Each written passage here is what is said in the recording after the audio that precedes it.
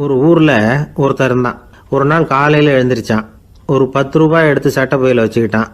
கடை தெருவுக்கு புறப்பட்டான். காய்கறி வாங்குறதுக்காக அவன் போகிறான். காய்கறி சந்தைக்கு போய் சேர்ந்தான். கத்திரிக்காய் 1/4 கிலோ கொடுங்கன்னான். கொடுத்தாங்க. காசு கொடுக்கறதுக்காக சட்டை பையில் கையை விட்டான். பணத்தை காணும். 10 ரூபாயை சட்டை பையில் வச்சுக்கிட்டு தான் வந்தான். அது இப்போ அங்கே இல்லை. வழியில் எங்கேயும் அது விழுந்துட்டு போட்டிருக்கு.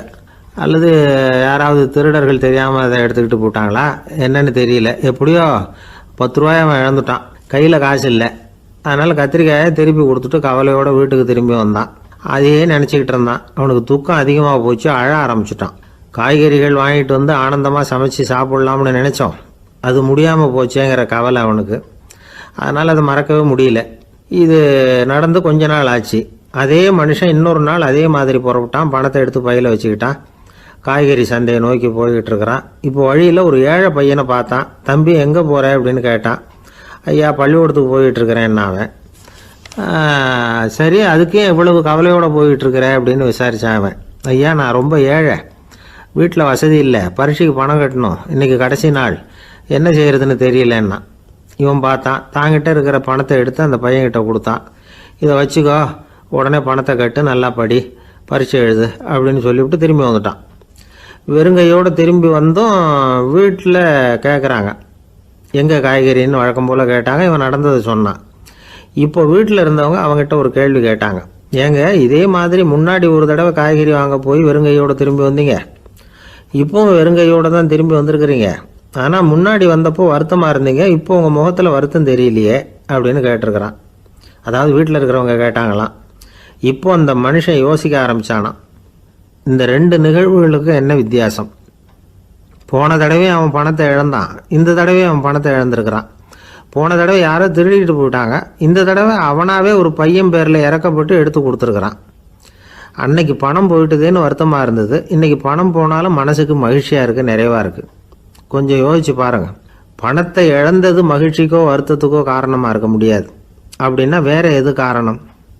அன்றைக்கு பணத்தை இழந்துட்டேன்னு அழுதான், இன்றைக்கு பணத்தை இழந்தாலும் மகிழ்ச்சியாக இருக்கிறான். ஆகவே மகிழ்ச்சிக்கும் துக்கத்துக்கும் இழப்பு காரணம் அல்ல, இழப்பு பற்றிய நம்முடைய அறிவு தான் காரணம் அப்படிங்கிறது பெரியவர்களுடைய கருத்து. எந்த பொருளும் நமக்கு கவலையை உண்டு பண்ணுறதில்ல, அந்த பொருள் பேரில் நாம் வைக்கிற பற்று தான் கவலையை உண்டு பண்ணுது. பொருள்கள் நம்ம விட்டுட்டு போயிட்டா நாம் அழுதுகிட்டு இருக்கிறோம், நாமே அதுகளை விட்டுட்டு வந்துட்டா மகிழ்ச்சியாக இருக்கிறோம். இந்த உண்மையை புரிஞ்சுக்கிட்டு நம்முடைய வாழ்க்கையை நல்ல விதமாக அமைச்சிக்கணும். ஒரு ஆள் அழுதுகிட்டு இருந்தான். ஏண்டா அழுகுறேன்னு கேட்குறார் ஒருத்தர். இழக்கிறதுக்கு எதுவும் இல்லை, அதனால் அழறேன்னா. என்னடா சொல்கிறேன்னார். கிட்ட வாங்க சொல்கிறேன்னா. இந்த மணி பர்ஸை வேற ஒருத்தன் பாக்கெட்லேருந்து திருடினேன், அப்புறம் தான் புரிஞ்சுது அவங்ககிட்ட இழக்கிறதுக்கு எதுவும் இல்லைங்கிறது. ஆமாங்க இது காலி பர்ஸு, அதனால் இப்போ அழுதுகிட்டு இருக்கிறேன், திருடியும் பிரயோஜனம் இல்லை அப்படின்னு சொல்லிவிட்டு அழுதானா.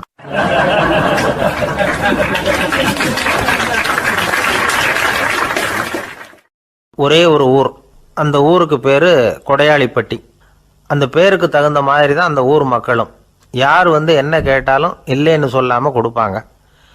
கொடையாளிகள் நிறைந்த ஊர். இனாமா மட்டும் இல்லை, கடனாகவும் பணம் கொடுப்பாங்க. யாருக்காவது அவசரமாக பணம் தேவைப்பட்டதுன்னு வச்சுக்கோங்க, அந்த ஊருக்கு போய் வாங்கிக்கலாம். பத்திரம் தேவையில்லை, சாட்சி தேவையில்லை, ஜாமீன் தேவையில்லை, எந்த உத்தரவாதமும் கேட்காம பணம் கொடுத்துருவாங்க. நம்மளால் ஒருத்தனுக்கு பணம் தேவைப்பட்டது, சொந்த பந்தமெல்லாம் கேட்டு பார்த்தா யாரும் கொடுக்குற வழியாக தெரியல. எல்லாரும் அவங்கவுங்க சௌரியத்தை பார்க்குறவங்க, அடுத்தவங்க சௌரியத்தை பற்றி கவலைப்படாதவங்க. இவன் எல்லாரையும் கேட்டு பார்த்துட்டு சோர்ந்து போய் உக்காந்துட்டான். அந்த நேரம் தான் கொடையாளிப்பட்டியை பற்றி கேள்விப்பட்டான். அப்படி ஒரு ஊர் இருக்கிறது தெரிஞ்சதும் அந்த ஊருக்கு வழி கேட்டுக்கிட்டு ஒரு நாள் புறப்பட்டு போனான். வயல்காட்டு வழியாக போக வேண்டியிருந்தது. மெதுவாக நடந்து ஊர் எல்லைக்கு வந்துட்டான். 2 பக்கமும் விவசாய வேலைகள் மும்முரமாக நடந்துக்கிட்டு இருக்குது. ஏர் உழுதுகிட்டு இருக்கிறாங்க. அப்போ அங்கே ஒரு ஆளை பாம்பு கடிச்சுட்டுது. பக்கத்தில் வேலை செஞ்சுக்கிட்டு இருந்தவங்க ஓடி வந்தாங்க. அவசரமாக செய்ய வேண்டிய முதல் உதவியெல்லாம் செஞ்சு பார்த்தாங்க, பலன் இல்லை. அந்த ஆள் செத்து போட்டான். அவன் செத்து விட்டான்னு தெரிஞ்சதும் அவனை தூக்கி வரப்பு மேலே போட்டுட்டு எல்லாரும் அவங்கவுங்க வேலையை கவனிக்க ஆரம்பிச்சிட்டாங்க. அங்கே ஒரு ஆள் இவனை பார்த்து சொன்னான், ஐயா நீங்கள் போகிற வழியில் இவன் சொந்தக்காரன், இவனுக்கு சோறு கொண்டுகிட்டு வருவான், இவன் இங்கே செத்துட்டான்னு அவங்ககிட்ட சொல்லிவிடுங்க அப்படின்னா. இவனுக்கு ரொம்ப ஆச்சரியம். என்னடா இது, பாம்பு கடிச்சுட்டுதுன்னதும் பதறி அடிச்சுக்கிட்டு ஓடி வந்தாங்க, செத்துட்டான்னதும் பேசாமல் தூக்கி போட்டுட்டு போயிட்டாங்க அப்படின்னு நினச்சிக்கிட்டே நடந்து போகிறான். எதிரில் சோறு கொண்டுக்கிட்டு ஒரு ஆள் வந்தான். இவன் விவரத்தை சொன்னான். அங்கே உங்கள் சொந்தக்காரன் பாம்பு கடிச்சு செத்து போட்டான் அப்படின்னா. அவன் கொஞ்ச நேரம் அமைதியாக நின்னான். அதுக்கப்புறமா அங்கேயே வரப்பில் உட்காந்து கொண்டுகிட்டு வந்த சோத்தை தானே சாப்பிட்டு முடித்தான். பேசாமல் எழுந்திரிச்சு திரும்பி போயிட்டான். கொஞ்சம் கூட பதறல, அழலை. இப்படியும் ஒரு ஊரா அப்படின்னு நினச்சி ஆச்சரியப்பட்டுக்கிட்டே இவன் ஊருக்குள்ளே போனான். ஒரு பெரிய மனுஷனை பார்த்து பணம் கேட்டான். அவரும் இவனோட பேரையும் ஊரையும் மட்டும் விசாரிச்சுக்கிட்டு தேவையான பணத்தை கொடுத்துட்டார். பணத்தை வாங்கிட்ட பிறகு தன்னுடைய மனசை அரிச்சிக்கிட்டு இருந்த அந்த விஷயத்தை பற்றி கேட்டான். ஐயா, வழியில் ஒருத்தன் செத்துட்டான், அவனை அப்படியே தூக்கி வரப்பில் போட்டுட்டு எல்லாரும் வயல்வெளி வேலைகளை பார்த்துக்கிட்டு இருக்கிறாங்களே அப்படின்னா. இதுக்கு அந்த பெரியவர் சொன்னார், ஆமாம் அப்படி தான் செய்வோம், வேலை முடிஞ்சு வீட்டுக்கு திரும்புகிறப்போ அவனை தூக்கிட்டு வந்து அடக்கம் பண்ணிடுவோம் அப்படின்னார். ரொம்ப ஆச்சரியமாக இருக்கே அப்படின்னா. ஏன் உங்கள் ஊரில் யாராவது செத்துட்டா என்ன பண்ணுவீங்க அப்படின்னு கேட்டார். என்ன இப்படி கேட்குறீங்க, எங்கள் ஊரில் எல்லாம் பணத்தை தூக்க விட மாட்டாங்க, ஒப்பாரி வைப்பாங்க, கட்டி புரண்டு அழுது புலம்பி தீர்த்துருவாங்க அப்படின்னா. இவன் பெரியவர் பார்த்தார். அவங்ககிட்ட கொடுத்த பணத்தை லபக்குன்னு பறிச்சுக்கிட்டார். திருப்பி வாங்கிட்டார். இவன் பதறி போய் நிற்கிறான். அவர் சொன்னார், பணத்தையே விட மாட்டேன்னு கட்டுப்பிடிச்சி அழுதா நான் கொடுத்த பணத்தை மட்டும் எப்படி திருப்பி கொடுக்க போகிறேன், போயிட்டு வா அப்படின்னு விரட்டி விட்டாரான். இந்த கதையை நண்பர் ஒருத்தர் சொன்னார். கதை வேடிக்கையாக தெரிஞ்சால் கூட இதில் கருத்து உண்டு. பணம் பிணம் இது ரெண்டையுமே விடுறதுக்கு அவ்வளவு சுலபமாக மனம் வர்றதில்லை. இந்த ரெண்டு விஷயங்கள்லேயும் அறிவார்ந்த செயல்பாடு தேவை. ஒரு பேருந்து மரத்தில் மோதி விட்டுது. எல்லாரும் அடிபட்டு முனைகிட்டு கிடக்கிறாங்க. டிரைவர், கண்டக்டர் இவங்களுக்கும் அடி. அவங்களும் ஒரு பக்கம் கிடக்கிறாங்க. ஒரு மூலையில் கிடக்கிற ஒருத்தன் மெதுவாக முக்கி முனகி கண்டக்டர்னு சத்தம் போடுறான். கண்டக்டர் மெதுவாக நகர்ந்து அவங்ககிட்ட போய் என்னன்னு விசாரிக்கிறார். அவன் ரொம்ப சிரமப்பட்டு வாயை திறந்து ஒரு 15 காசு சில்லற பாக்கி அப்படின்னானான்.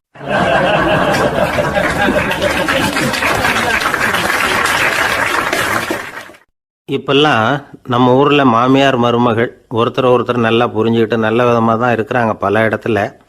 அதனால் நான் இப்போ சொல்ல போகிற கதையை கேட்டுவிட்டு இந்த காலத்தில் அவ்வளவு மோசமாக யார் சார் நடந்துக்கிறாங்க அப்படின்னு கேட்டு யாரும் சண்டைக்கு வரக்கூடாது. இன்னொரு உண்மையையும் சொல்லிவிடுறேன். அதாவது இந்த கதையை நமக்கு எழுதி அனுப்பி இருக்கிறதே கொஞ்ச நாளில் மருமகளாகவும் அதுக்கப்புறம் கொஞ்ச காலத்தில் மாமியாராகவும் ஆக போகிற ஒரு நேயர் தான். சரி, இந்த கதைக்கு வருவோம். அதாவது ஒரு சின்ன குடும்பம். அந்த வீட்டில் மாமியார் ஆட்சி. அவங்க வச்சது தான் சட்டம். பிள்ளையாண்டான் எப்படின்னா அம்மா சொல்கிறதையும் கேட்டுக்குவான், மனைவி சொல்கிறதையும் கேட்டுக்குவான். நமக்கு என்னத்துக்கு வம்புங்கிற டைப்பு. மருமகள் பேரில் குறை கண்டுபிடிக்கிறதுலையே அந்த மாமியாருக்கு ஒரு சுவாரஸ்யம். சின்ன சின்ன விஷயத்துலையெல்லாம் குத்தம் கண்டுபிடிச்சிக்கிட்டே இருக்கிறாங்க. பொதுவாக எல்லாரும் எப்படின்னா ஏதாவது ஒரு காரணத்துக்காக சண்டை போட்டுக்கிட்டு இருப்பாங்க. அந்த அம்மா எப்படின்னா ஏதாவது ஒரு சண்டையை போடுறதுக்காக காரணத்தை தேடிக்கிட்டு இருப்பாங்க. அப்படி ஒரு மனசு. அந்த மருமக பொண்ணு பாவம் பயந்து பயந்து ஒவ்வொரு காரியமும் செஞ்சுக்கிட்டு வந்தது. இப்படியே பல வருஷம் ஓடி போட்டுது. அந்த மாமியாருக்கும் ரொம்ப வயசாகிட்டுது. இருந்தாலும் அந்த பழைய சுபாவம் மட்டும் மாறவே இல்லை. திடீர்னு ஒரு நாள் பக்கவாதம் வந்து அந்த அம்மாவுக்கு ஒரு பக்கம் கை கால் இழுத்துக்கிட்டுது. வாய் சுத்தமாக பேச முடியாமல் போயிட்டுது. சத்தம் மட்டும் வரும். ஒரு பக்கத்து கை காலை அசைக்க முடியும். பேசுகிறதெல்லாம் கையால் தான், அதாவது கை சைகையால். இப்படிப்பட்ட நிலைமையில் கூட அந்த பொண்ணு தண்ணியோ பாலோ இவங்க எதிரில் கொண்டாந்து வச்சா அதை வேணும்னே தட்டி விட்டுட்டு ஒம்பு வளர்க்குறது. அதுக்கப்புறம் அந்த பொண்ணு தரையை சுத்தப்படுத்தும்ல, அதை பார்த்து ரசிக்கிறது. இருந்தாலும் அந்த பொண்ணு இதையெல்லாம் பெருசுப்படுத்தாமல் ரொம்ப பொறுமையாக தான் இருந்தது. ஒரு நாள் வீட்டில் வச்சுருந்த பாலை பூனை குடிச்சிட்டு போட்டுது. வயசான காலத்தில் இந்த அம்மா பால் இல்லாமல் கஷ்டப்படுவாங்களே அப்படின்னு நினச்சி பக்கத்து வீட்டில் போய் கொஞ்சம் பால் வாங்கிட்டு காய்ச்சி மாமியார் முன்னாடி கொண்டாந்து வச்சுது அந்த பொண்ணு. வழக்கம் போல் அந்த அம்மா பாலை தட்டி விட்டுட்டாங்க. இதை அந்த மருமக பொண்ணு கவனிச்சுட்டுது. இவ்வளவு நாள் பொறுமையாக இருந்த அந்த மருமகளுக்கு இன்னைக்கு இதை பார்த்து தான் அசாத்திய கோபம் வந்துட்டுது. கதவுக்கு பக்கத்தில் சாத்தி வச்சுருந்த உலக்கையை எடுத்து மாமியார் தலையில் போட அது குறி தவறி கழுத்தில் பட அந்த அம்மா கழுத்தை பிடிச்சிக்கிட்டு ஊன்னு கத்த இந்த பொண்ணு ஒன்றும் அலட்டிக்காமல் உலக்கையை எடுத்து மறுபடியும் கதவு பக்கம் சாத்தி வச்சுட்டு அது பாட்டுக்கு நடந்து போயிட்டுது. இருந்தாலும் மனசுக்குள்ளே லேசாக ஒரு பயம். கணவன் வீட்டுக்கு வந்ததும் என்ன விஷயம்னு கேட்டால் எப்படி சமாளிக்கிறது. அன்னைக்குன்னு பார்த்து ரொம்ப நேரம் கழித்து வீடு வந்து சேர்ந்தான் கணவன். உடனே அந்த அம்மா புகார் பண்ண ஆரம்பிச்சுட்டுது. பேச்சு தான் வராத, அதனால் ஒரு பக்கத்து கையால் சைகை காட்டுது. கதவுக்கு பக்கத்தில் இருந்த உலக்க பக்கமாக கையை நீட்டி காட்டி அப்படியே அந்த கையை தன் கழுத்துக்கு பின்பக்கமாக சுற்றி காட்டி நாக்கை வெளியில் நீட்டி நடந்த விஷயத்த புரிய வைக்கிறதுக்கு முயற்சி பண்ணுது. இவனுக்கு ஒன்றும் புரியல. என்ன சொல்கிறாங்க அம்மா அப்படின்னு மனைவிகிட்ட கேட்குறான். அதுக்கு அந்த பொண்ணு ரொம்ப புத்திசாலித்தனமா, என்னங்க உங்கள் அம்மா சொல்கிறது உங்களுக்கு இன்னும் புரியலையா? அவங்க உங்களை பார்த்து என்ன சொல்கிறாங்கன்னா, ஏன்டா உலக்க மாதிரி நிற்கிற, சாக போகிற எனக்கு சங்கிலி எதுக்கு, என் கழுத்தில் கிடக்கிற இந்த சங்கிலியை கழட்டி என் மருமக கழுத்தில் போடுறா அப்படின்னு சொல்கிறாங்க அப்படின்னு தான். ஓ அப்படியா விஷயம்னு சொல்லி அம்மா கழுத்தில் இருந்த சங்கிலியை எடுத்து மனைவி கழுத்தில் போட்டுட்டு, அம்மா உன் விருப்பப்படியே போட்டாச்சு, இனிமேலாவது நிம்மதியாக படுத்து தூங்கு அப்படின்னு சொல்லிவிட்டு உள்ளே போயிட்டான். பார்த்தீங்களா கதையை? அதனால தான் மாமியார்கள் சைகை காட்டுறதுன்னா கூட இனிமேல் ஜாக்கிரதையாக இருக்கணும்.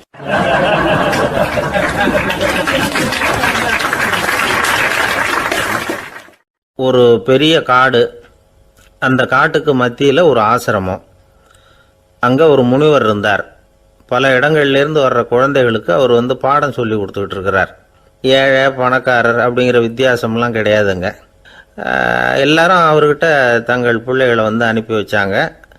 மன்னர்களுடைய பிள்ளைகள் கூட அங்கே அவர்கிட்ட தான் படிக்கிறதுக்கு வருவாங்க. ஆனால் அந்த முனிவரை பொறுத்த வரைக்கும் எல்லா பிள்ளைங்களும் ஒன்று தான். இது யார் வீட்டு பிள்ளைன்னெல்லாம் பார்க்க மாட்டார், எல்லாரும் சமம். மாணவர்கள்லாம் அங்கேயே மாத கணக்கில் வருஷ கணக்கில் தங்கியிருந்து பாடம் கற்றுக்கிட்டு போகிறது வழக்கம்.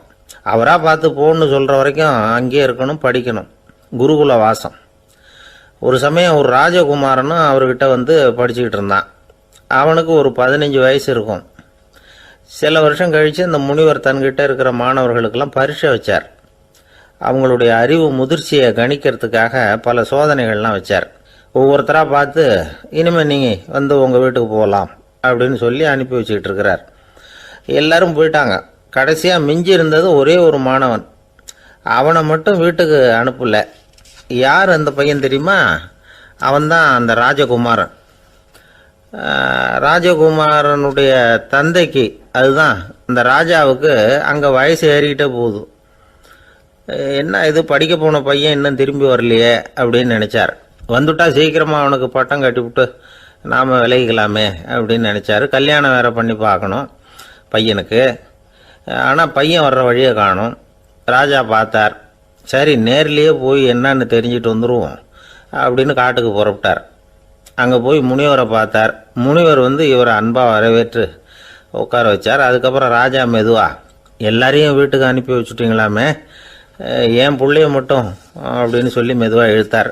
முனிவர் இதுக்கு உடனே பதில் சொல்லலை. ராஜாவை கூப்பிட்டுட்டு போய் விருந்தினர் குடிசையில் தங்க வச்சார். அதுக்கப்புறம் சொன்னார், உங்கள் மகன் எல்லா பாடங்கள்லேயும் முதல் இடம் வாங்கியிருக்கான். இப்படி முதலாவதாக வர்ற மாணவனுக்கு நாங்கள் இன்னொரு தேர்வு வைக்கிறது வழக்கம். அதுலேயும் அவன் முதலாவதாக வந்துட்டான்னா அவன் ஒரு பெரிய வித்வான் அப்படிங்கிற கௌரவத்தை அடைஞ்சிருவான் அப்படின்னார். அதாவது முனிவர் அப்படி சொல்கிறார். அப்படி சொல்லிவிட்டு போயிட்டார் அவர். ராஜா அங்கேயே தங்கிட்டார். ராத்திரி படுத்து தூங்கினார். காலையில் எழுந்திரிச்சு அந்த குடிசைக்கு வெளியில் வந்தார் பல்லு விளக்கிறதுக்காக. அந்த சமயத்தில் தூரத்தில் ஒருத்தன் ஒரு கையில் கோடாலியை வச்சுக்கிட்டு தலையில் ஒரு பெரிய விறகு கட்டை சுமந்துக்கிட்டு வந்துக்கிட்டு இருக்கிறது மாதிரி தெரிஞ்சது. யாராவது விறகு வெட்டியாக இருக்கும் அப்படின்னு நினச்சார் ராஜா. கிட்ட வந்ததும் உத்து பார்க்குறாரு. பார்த்தா அது தன்னோட புள்ள. திகைச்சு போயிட்டார். என்ன இது, ஒரு ராஜகுமாரனை கூட இது மாதிரி வேலையெல்லாம் செய்ய சொல்கிறாங்களே அப்படின்னு நினச்சார். ராஜகுமாரன் விறகு கட்டை கொண்டுகிட்டு போய் கொல்லை பக்கம் வச்சான். அந்த சமயம் முனிவர் அங்கே வந்தார். என்ன மகனே, விறகு வெட்டிக்கிட்டு வந்துட்டியா? சரி, இப்போ ஒரு துடைப்பத்தை எடுத்துக்கோ, விருந்தினர் குடிசையின் வாசல் பக்கத்தை கூட்டி பெருக்கி சுத்தம் பண்ணு போ அப்படின்னார். அப்படியே செய்கிறேன் குருவே அப்படின்னு சொல்லிவிட்டு போனான். சுத்தம் பண்ண ஆரம்பிச்சிட்டான். ராஜா பார்த்தார் இதை.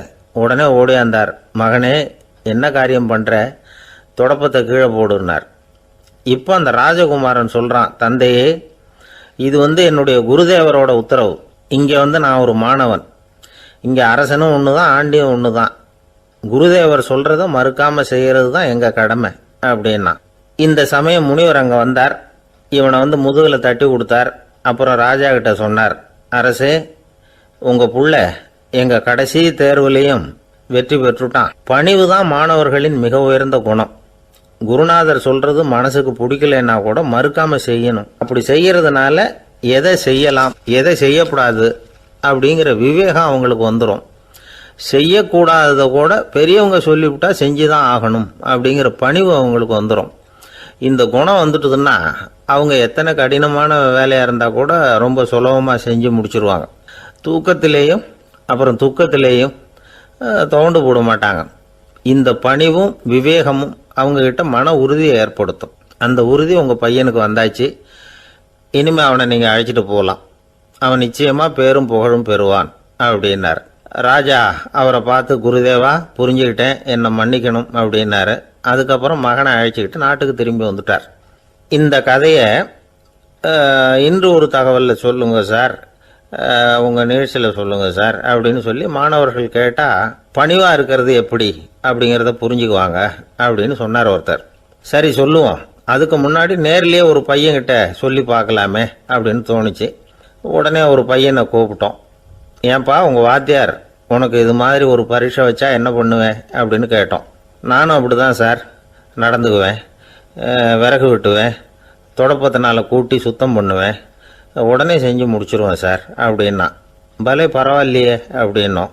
ஆமாம் சார், அப்படி செஞ்சால் தானே வீட்டுக்கு அனுப்புவார், இல்லைன்னா இன்னொரு வருஷம் இங்கேயே இருந்து படின்னு சொல்லி விடுவார், அதனால் அப்படி செய்வேன் அப்படிங்கிறான் அந்த பையன்.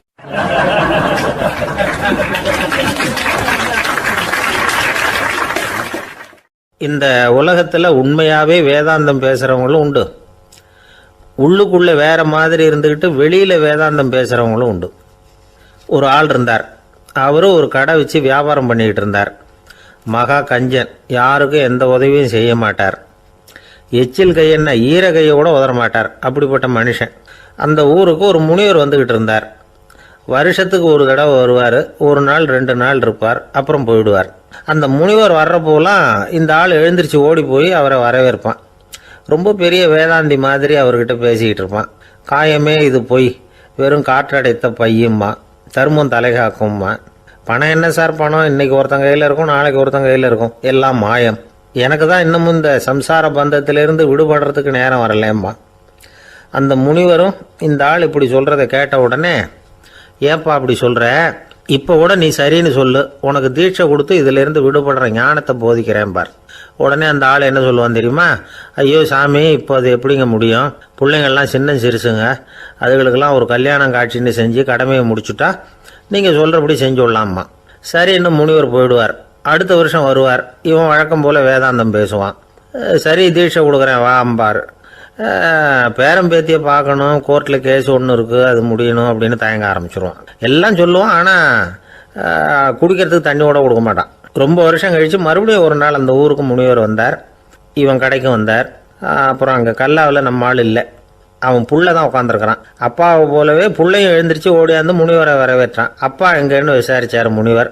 ஐயோ, அதை ஏன் கேட்குறீங்க சாமி, உங்ககிட்ட தீட்சை வாங்கி இந்த சம்சார பந்தத்திலேருந்து விடுதலை பெறணும்னு சொல்லிக்கிட்டே இருப்பார், அது நிறைவேறாமலே போய் சேர்ந்துட்டார்.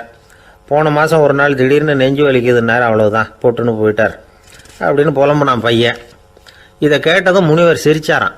அவன் எங்கடா போவான், உன் அப்பா எங்கேயும் போகல, இதோ வாழை ஆட்டிக்கிட்டு உன் காலடியிலே இருந்துக்கிட்டு இருக்கான் பார் அப்படின்னு சொல்லி அங்கே நின்றுக்கிட்டு இருந்த ஒரு நாயை சுட்டி காட்டினாரான். என்ன சாமி சொல்கிறீங்க அப்படின்னு ஆச்சரியமாக கேட்டிருக்கான் பையன். உடனே முனிவர் அந்த நாயோட தலையில் ஒரு தட்டு தட்டி, பேசுகிறா அப்படின்னாரான். உடனே அந்த நாய் வேதாந்தம் பேச ஆரம்பிச்சுட்டு தான். காயமே இது போய் வெறும் காற்றடைத்த பைய அப்படின்னு தான். முனிவர் சொன்னார், அடே இப்போவும் ஒன்றும் கெட்டு போகல, நீ விரும்புனா சொல்லு, உனக்கு தீட்சை கொடுத்து என் பின்னாடியே அழைச்சிட்டு போயிடுறேன், அங்கே அழைச்சிட்டு போய் உனக்கு ஞானத்தை போதிக்கிறேன், வர்றியா அப்படின்னு கேட்டிருக்கார். உடனே அந்த நாய் சொல்லிச்சான், ஐயோ அதை ஏன் கேட்குறீங்க சாமி, நான் உண்ணாமல் தின்னாமல் ஏராளமான சொத்து சேர்த்து வச்சுட்டேன்.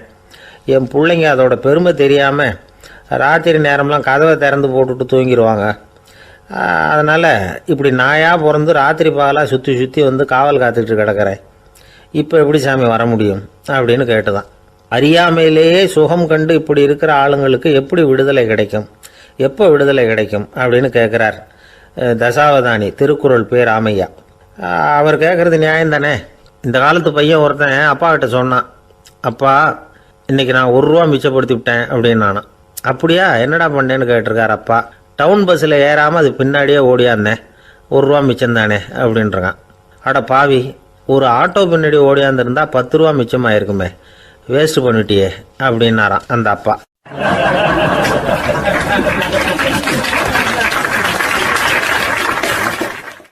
பிரிட்டிஷ் ஆட்சி நடந்துக்கிட்டு இருந்த காலம் 1920களின் கடைசி. அப்போ நடந்த ஒரு உண்மை நிகழ்ச்சி இது. ஒரு கல்யாண மாப்பிள்ளை ரயிலில் வந்து இறங்க போகிறார். அவரை வரவேற்க ஒரு ராஜ குடும்பமே வந்து காத்துக்கிட்டு இருக்குது. மங்களூர்லேருந்து வந்து இறங்குற அந்த மாப்பிள்ளை யார் தெரியுமா? ஒரு நாய். உண்மைதான், அந்த நாய்க்கு தான் கல்யாணம். சுதேசி சமஸ்தானத்து மன்னர்களில் ஒருத்தர் ஜூனாகட் மகாராஜா. அவரோட வளர்ப்பு நாய் ரோஷனாரா. அதுக்கு கல்யாணம் பண்ணி வைக்கணும்னு ஆசைப்பட்டார். மாப்பிள்ளை தேடினார். மங்களூர் மகாராஜாவோட வளர்ப்பு நாய் ஒன்று இருந்தது, பேர் பாபி.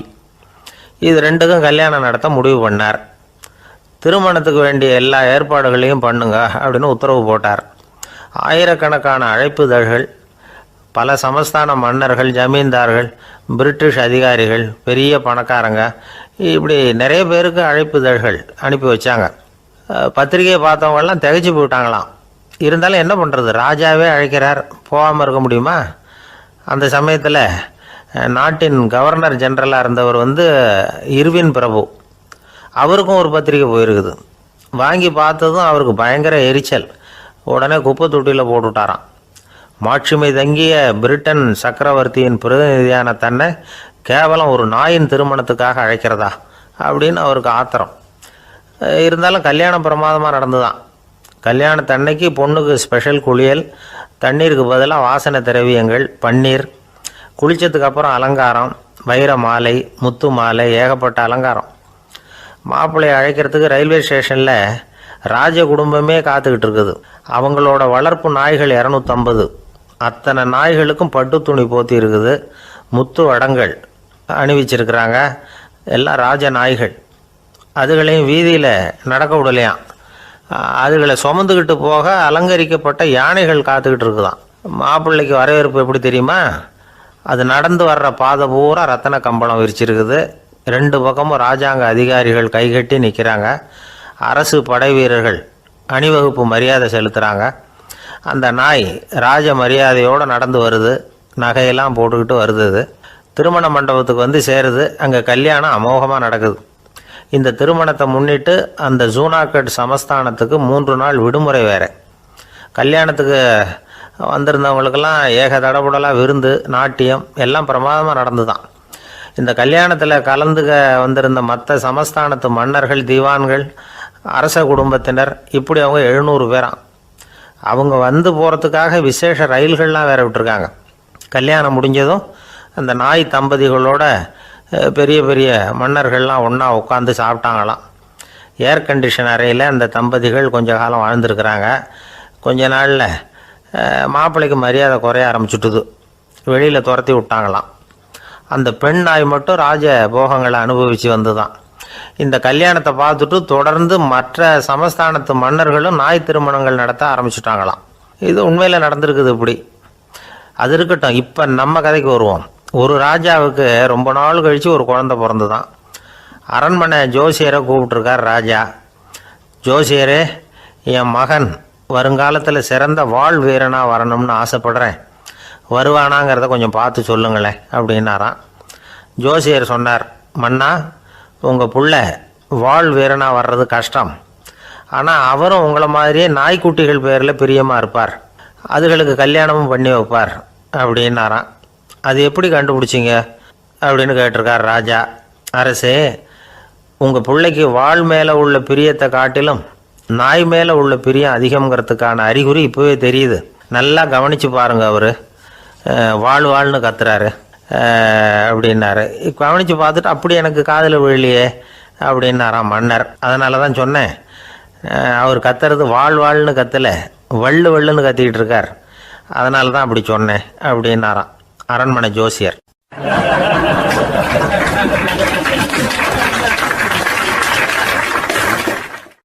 ஒரு கடற்கரை ஓரம், அங்கே ஒரு சின்ன கிராமம்.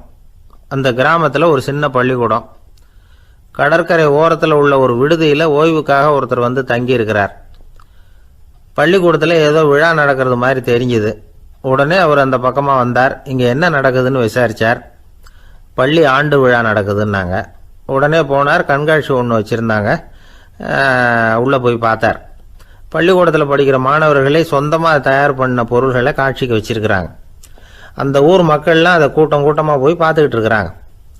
இவரும் ஆர்வமாக அதையெல்லாம் பார்த்துக்கிட்டே போகிறார்.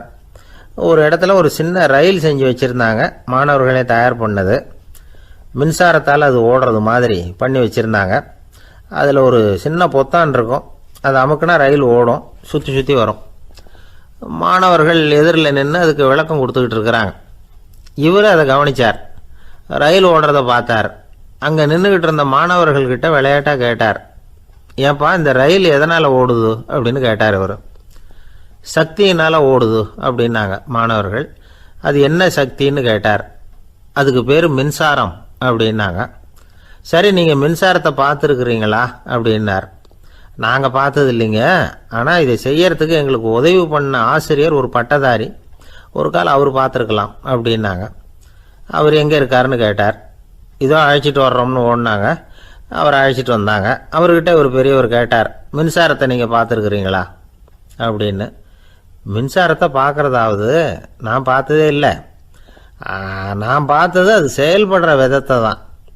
அது விளக்கை எரிய வைக்குது, ரயிலை ஓட வைக்குது, இது மாதிரி எத்தனையோ எந்திரங்களை செயல்பட வைக்குது. ஆனால் உண்மையிலேயே அது என்னன்னு எனக்கு தெரியாது. ஒருவேளை இந்த பள்ளிக்கூடத்து தலைமை ஆசிரியருக்கு தெரிஞ்சிருக்கலாம், ஏன்னா அவர் ஒரு மேல்நிலை பட்டதாரி அப்படின்னாராம் அவர். சரின்னு போய் தலைமை ஆசிரியரை கூப்பிட்டுக்கிட்டு வந்தாங்க. அவர்கிட்டையும் இதே கேள்வியை கேட்டாராம் அவர். மன்னிக்கணும், இந்த கேள்வியை இதுவரைக்கும் யாரும் என்கிட்ட கேட்டதில்லை. சக்தியை யாரும் பார்க்க முடியாது, ஆனால் அது செயல்படும் விதத்தை தான் பார்க்க முடியும் அப்படின்னாராம் அவர். இப்போ இதுவரைக்கும் கேட்டுக்கிட்டு இருந்த பெரியவர் சிரித்தார். சிரிச்சுட்டு சொன்னாராம், சரி அதுக்காக ஒன்றும் கவலைப்படாதீங்க, என்னுடைய பெயர் தாமஸ் ஆல்வா எடிசன் அப்படின்னாராம். இதை கேட்டதும் அங்கே இருந்தவங்களுக்கெல்லாம் அதிர்ச்சி, ஆச்சரியம். என்னது, நீங்கள் தானே எடிசன்? நீங்கள் எவ்வளவு மின்சார கருவிகளை உண்டாக்கி இருக்கிறீங்க, நீங்களா இந்த கேள்வியை கேட்டது அப்படின்னாங்களாம். ஆமாம், நான் தான் கேட்குறேன், ஏன்னா நானே மின்சாரத்தை பார்த்தது கிடையாது அப்படின்னாராம் அவர். அன்புங்கிறது இப்படிப்பட்டது தாங்கிறார் ஓஷோ. அன்புங்கிறது நம்ம உடற்கூறு அமைப்பில் இல்லை, அது நம்ம உடம்புல உள்ள சுத்த சக்தியின் வெளிப்பாடு.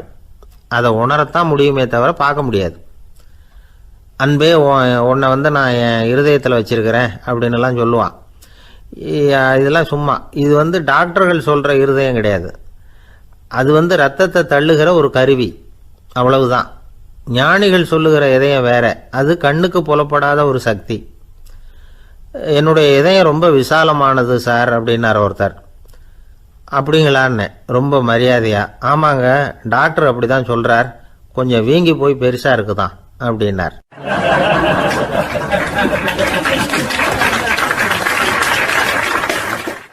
உங்கள் பையன் எப்படி சார் இருக்கான் அப்படின்னு விசாரித்தார் ஒருத்தர்.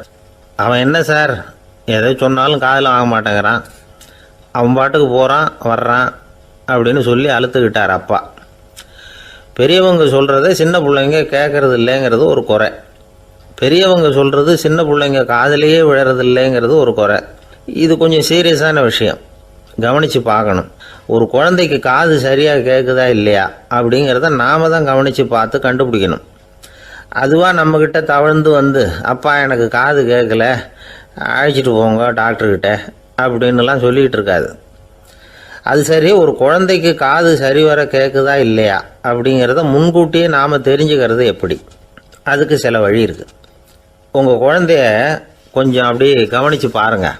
அடிக்கடி ஜலதோஷம், காதில் அரிப்பு ஏற்படுதா, மூக்கு விரிவாகவும், அப்புறம் டான்சில், அடினாய்டு, சத அழற்சி, இது மாதிரி ஏதாவது இருக்கா, வாயிலிருந்து எச்சில் ஒழுகுதா, குழந்தை வாயினால் சுவாசிக்குதா, பற்கள் முன்னாடி தள்ளி வளருதா, இதெல்லாம் அதுக்கு அறிகுறி. அப்புறம் இந்த VBDF TH இப்படி இந்த ஒலிகள் சேர்ந்த வார்த்தைகளை குழந்தை சரியாக புரிஞ்சுக்காது. இப்போ உதாரணத்துக்கு பட்டுன்னு சொல்லு குழந்தை அப்படின்னீங்கன்னா அது கட்டுன்னு சொல்லும். அதாவது பட்டு சவுண்டை அதால் புரிஞ்சுக்க முடியல.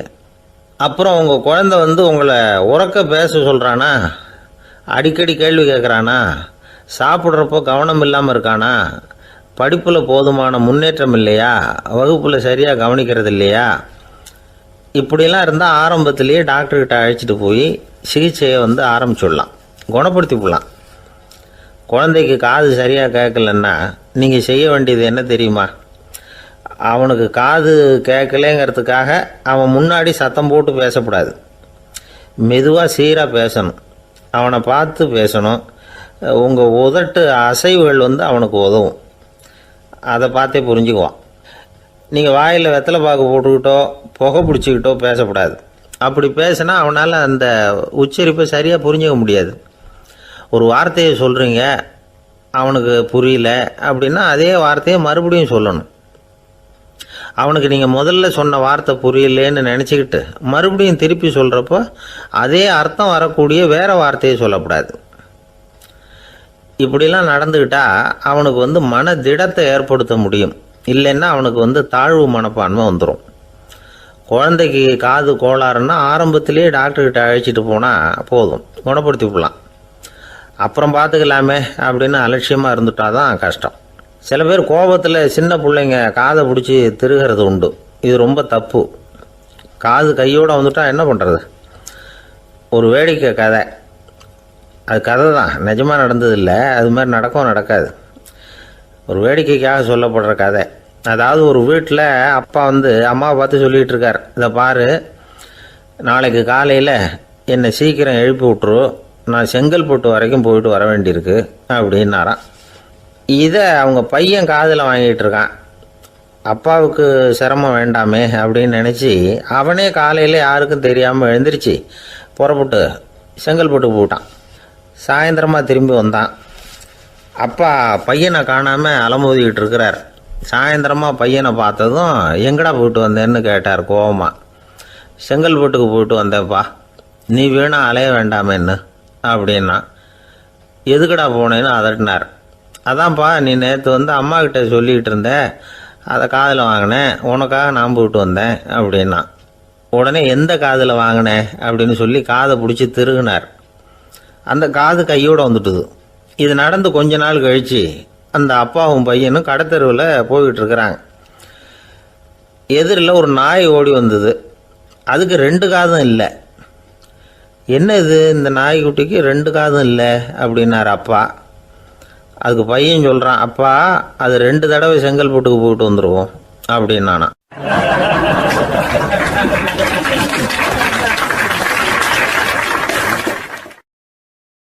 ஒரே ஒரு ஊரில் ஒரு அம்மா இருந்தாங்க. அந்த அம்மாவுக்கு ஒரே ஒரு பிள்ளையாண்டான். அவனுக்கு ரொம்ப அக்கறையோடு கல்யாணம் பண்ணி வச்சாங்க. கல்யாணம் முடிஞ்சதும் மருமக பொண்ணு வீட்டுக்கு சேர்ந்தது.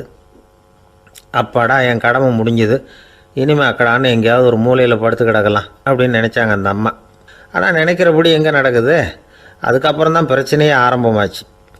மருமகள் குணம் சரியில்லை, ஒரு மாதிரி.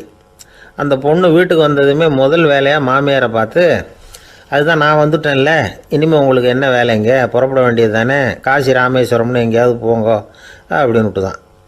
மாமியார் பார்த்தாங்க, கொஞ்சம் யோசனை பண்ணாங்க. இந்த பாருமா, நீ இப்படி சொல்கிறதுக்கு முன்னாடியே வீட்டை விட்டு புறப்படணுங்கிற முடிவுக்கு நான் வந்துட்டேன். வீட்டை மட்டும் இல்லை, இந்த உலகத்தை விட்டே கூட போகிறதுக்கு தயாராக இருக்கிறேன். ஆனால் ஒரே ஒரு விஷயத்துக்காக என் உயிரை கையில் பிடிச்சிக்கிட்டு இருக்கிறேன் அப்படின்னாங்களாம். என்ன விஷயம்னு கேட்டது இந்த மருமக பொண்ணு. வேறு ஒன்றும் இல்லை, என் பிள்ளைக்கு கல்யாணம் பண்ணி வச்சுட்டேன். ஒரு பேர புள்ள பிறந்து அதை என் கண்ணால் பார்த்துட்டேன்னா நான் எங்கே வேணும்னாலும் போகிறதுக்கு தயாராக இருக்கிறேன் அப்படின்னாங்களாம் அந்த மாமியார். மாமியார் இப்படி சொல்கிறதுலேயும் நியாயம் இருக்கிறதாக பட்டுது அந்த பொண்ணுக்கு. சரி, அப்படியே இருந்து பார்த்துட்டு போகலாம் அப்படின்னு அனுமதி கொடுத்தது. கொஞ்ச காலத்தில் ஒரு பேரன் பிறந்தான். அந்த அம்மாவும் பேரனை கண்ணால் பார்த்துட்டாங்க. சரி, பேரனை பார்த்தாச்சுல்ல, இனிமேல் புறப்பட வேண்டியது தானே அப்படின்னது மருமக பொண்ணு.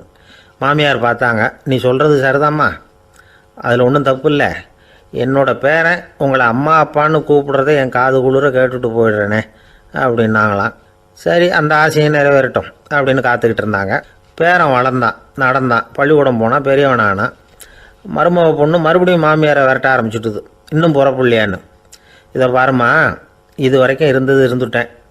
பேரனோட கல்யாணத்தையும் கண்ணால் பார்த்தா தான் இந்த கட்டை வேகும் போல் இருக்குது அப்படின்னு சொல்லி ஒரு மாதிரியாக பேச ஆரம்பித்தாங்க. இதுவும் நியாயமான ஆசையாக தான் படுது அப்படின்னு அது யோசிச்சிருக்கு அந்த பொண்ணு. சரின்னு அதுக்கும் ஒத்துக்கிட்டது. உடனே பேரனுடைய கல்யாணமும் முடிஞ்சது ஒரு வழியாக. இனிமேல் ஒரு நொடி கூட இங்கே இருக்கக்கூடாது, புறப்படுங்க அப்படின்னு மாமியாரை விரட்டிச்சான் அந்த பொண்ணு.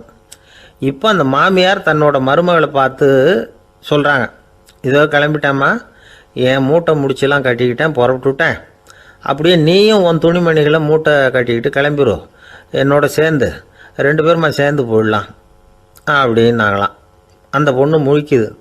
முழிக்காதே, உனக்கும் ஒரு மருமக வந்துட்டா, இனிமேல் நீயும் ஒரு மாமியார் தானே, உனக்கும் இனிமேல் இங்கே வேலை இல்லை, புறப்படு அப்படின்னாங்களாம். அப்போ தான் அந்த பொண்ணு சிந்திக்க ஆரம்பிச்சுதான், தன்னோட தவறு புரிஞ்சுதான். இந்த தகவலை கேட்டுக்கிட்டு இருக்கிற மருமகள்லாம் இதை பற்றி கொஞ்சம் யோசித்து பார்க்கணுங்கிறதுக்காகத்தான் இதை சொல்கிறோம் மாமியார்கள் சார்பாக. கொஞ்ச நாளைக்கு முன்னாடி ஒரு பொண்ணை பார்த்து பேசுகிற சந்தர்ப்பம் கிடைச்சிது ஒரு கல்யாண வீட்டில். அந்த பொண்ணு சொல்லிச்சு, சார் எனக்கு கல்யாணம் ஆகி 15 வருஷம் ஆகுது, நான் மாமியார்கிட்ட சண்டை போட்டதே இல்லை அப்படின்னு ரொம்ப அடக்கமாக சொல்லிச்சு. அது எப்படிம்மா சாத்தியமாச்சுன்னு கேட்டோம். எனக்கு கல்யாணம் ஆகி 15 வருஷம்தான் ஆச்சு, ஆனால் என் மாமியார் செத்து போய் 20 வருஷத்துக்கு மேலே ஆயிட்டுது அப்படின்னுது.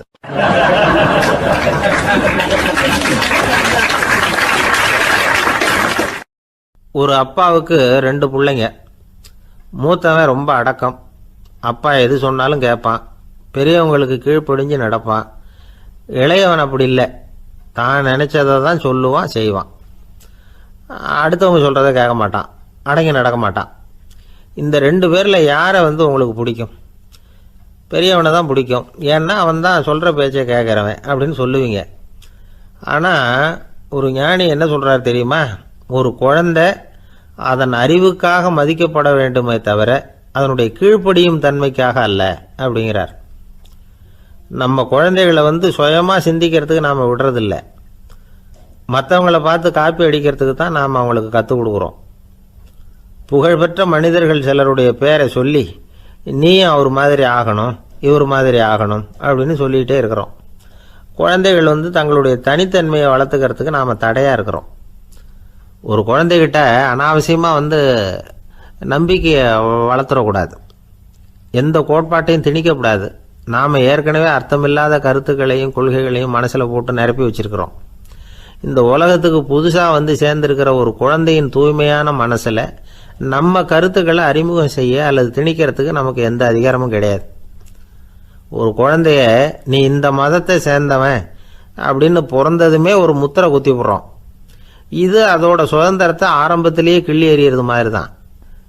நீங்கள் ஒரு மதத்தின் வழிமுறைகளை கடைப்பிடிச்சிக்கிட்டு வர்றீங்க, அந்த வழியில் போய்கிட்டு இருக்கிறீங்க, சரி, அதனால் போகிறீங்க. அதுக்காக உங்கள் குழந்தையையும் அதே வழியில் தான் வரணும் அப்படின்னு கட்டாயப்படுத்துறதுக்கு உங்களுக்கு என்ன உரிமை இருக்குது?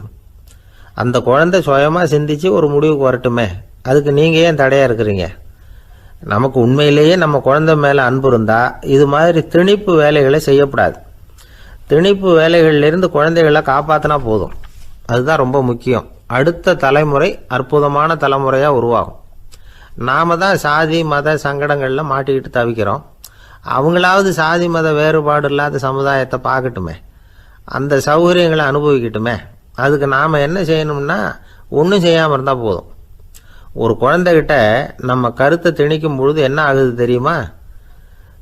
அது அவனை அவங்கிட்ட இருந்தே அப்புறப்படுத்தி விடுது, அவனுடைய தனித்தன்மையை அழிச்சுடுது, அவனை ஒரு எல்லைக்குள்ளே திணிச்சுடுது. இதெல்லாம் அன்புங்கிற பேரால் பெற்றோர்கள் செய்கிற தப்பு. இதெல்லாம் கேட்டுக்கிட்டு இந்த காலத்தில் அப்பா ஒருத்தர் சொன்னார், நான் கருத்துக்களை எல்லாம் என் பையன்கிட்ட திணிக்கிறது இல்லைங்க, ஆனால் அதிகமாக சாப்பிட சொல்லி கட்டாயப்படுத்துவேன் அப்படின்னார். உங்கள் வீட்டு சமையல் அவ்வளோ நல்லா இருக்குமான்னு கேட்டாங்க. நல்லா இருந்தால் நான் ஏன் அவனை சாப்பிட சொல்லி கட்டாயப்படுத்த போகிறேன் அப்படின்னார்.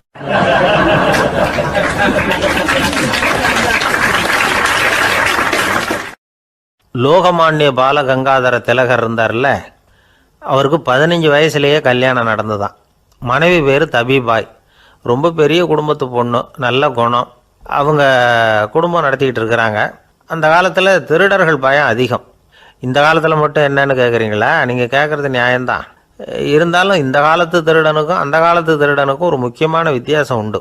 அதாவது அந்த காலத்து திருடன்லாம் நியாயம் அநியாயம் பார்க்குறது உண்டு, இந்த காலத்தில் அப்படி பார்க்குறது இல்லை.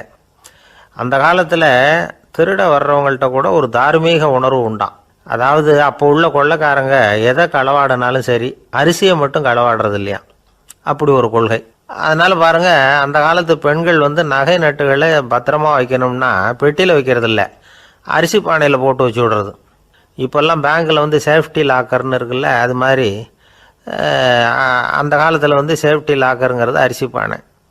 இந்த வளையல், மூக்குத்தி, தோடு இப்படி எதுவாக இருந்தாலும் அதில் போட்டு பத்திரமா வச்சுருவாங்க. திருடன் வந்து அரிசி பானை பக்கம் போகிறதில்ல. ஏன்னா சாப்பிட்ற விஷயத்தில் கை வைக்கக்கூடாது, அது பாவம் அப்படின்னு அவன் நினைக்கிறான். திலகரோட மனைவி தபீபாயும் அதே மாதிரி தன்னுடைய ஆபரணங்களை ஒரு அரிசி பானைக்குள்ளே போட்டு மூடி வச்சுருந்தாங்களாம். இப்படி இருந்தப்போ ஒரு நாள் ஒரு பிச்சைக்கார பொண்ணு வீடு வீடாக பிச்சை கேட்டுக்கிட்டே வந்திருக்குது. திலகர் வீட்டுக்கும் வந்து தர்மம் போடுங்க தாயே அப்படின்னு தான் அந்த பொண்ணு. அந்த அம்மா தபீபாய் காதில் இது விழுந்திருக்கு. உடனே கை நிறைய அரிசி அள்ளிக்கிட்டு வந்து போட்டிருக்கு.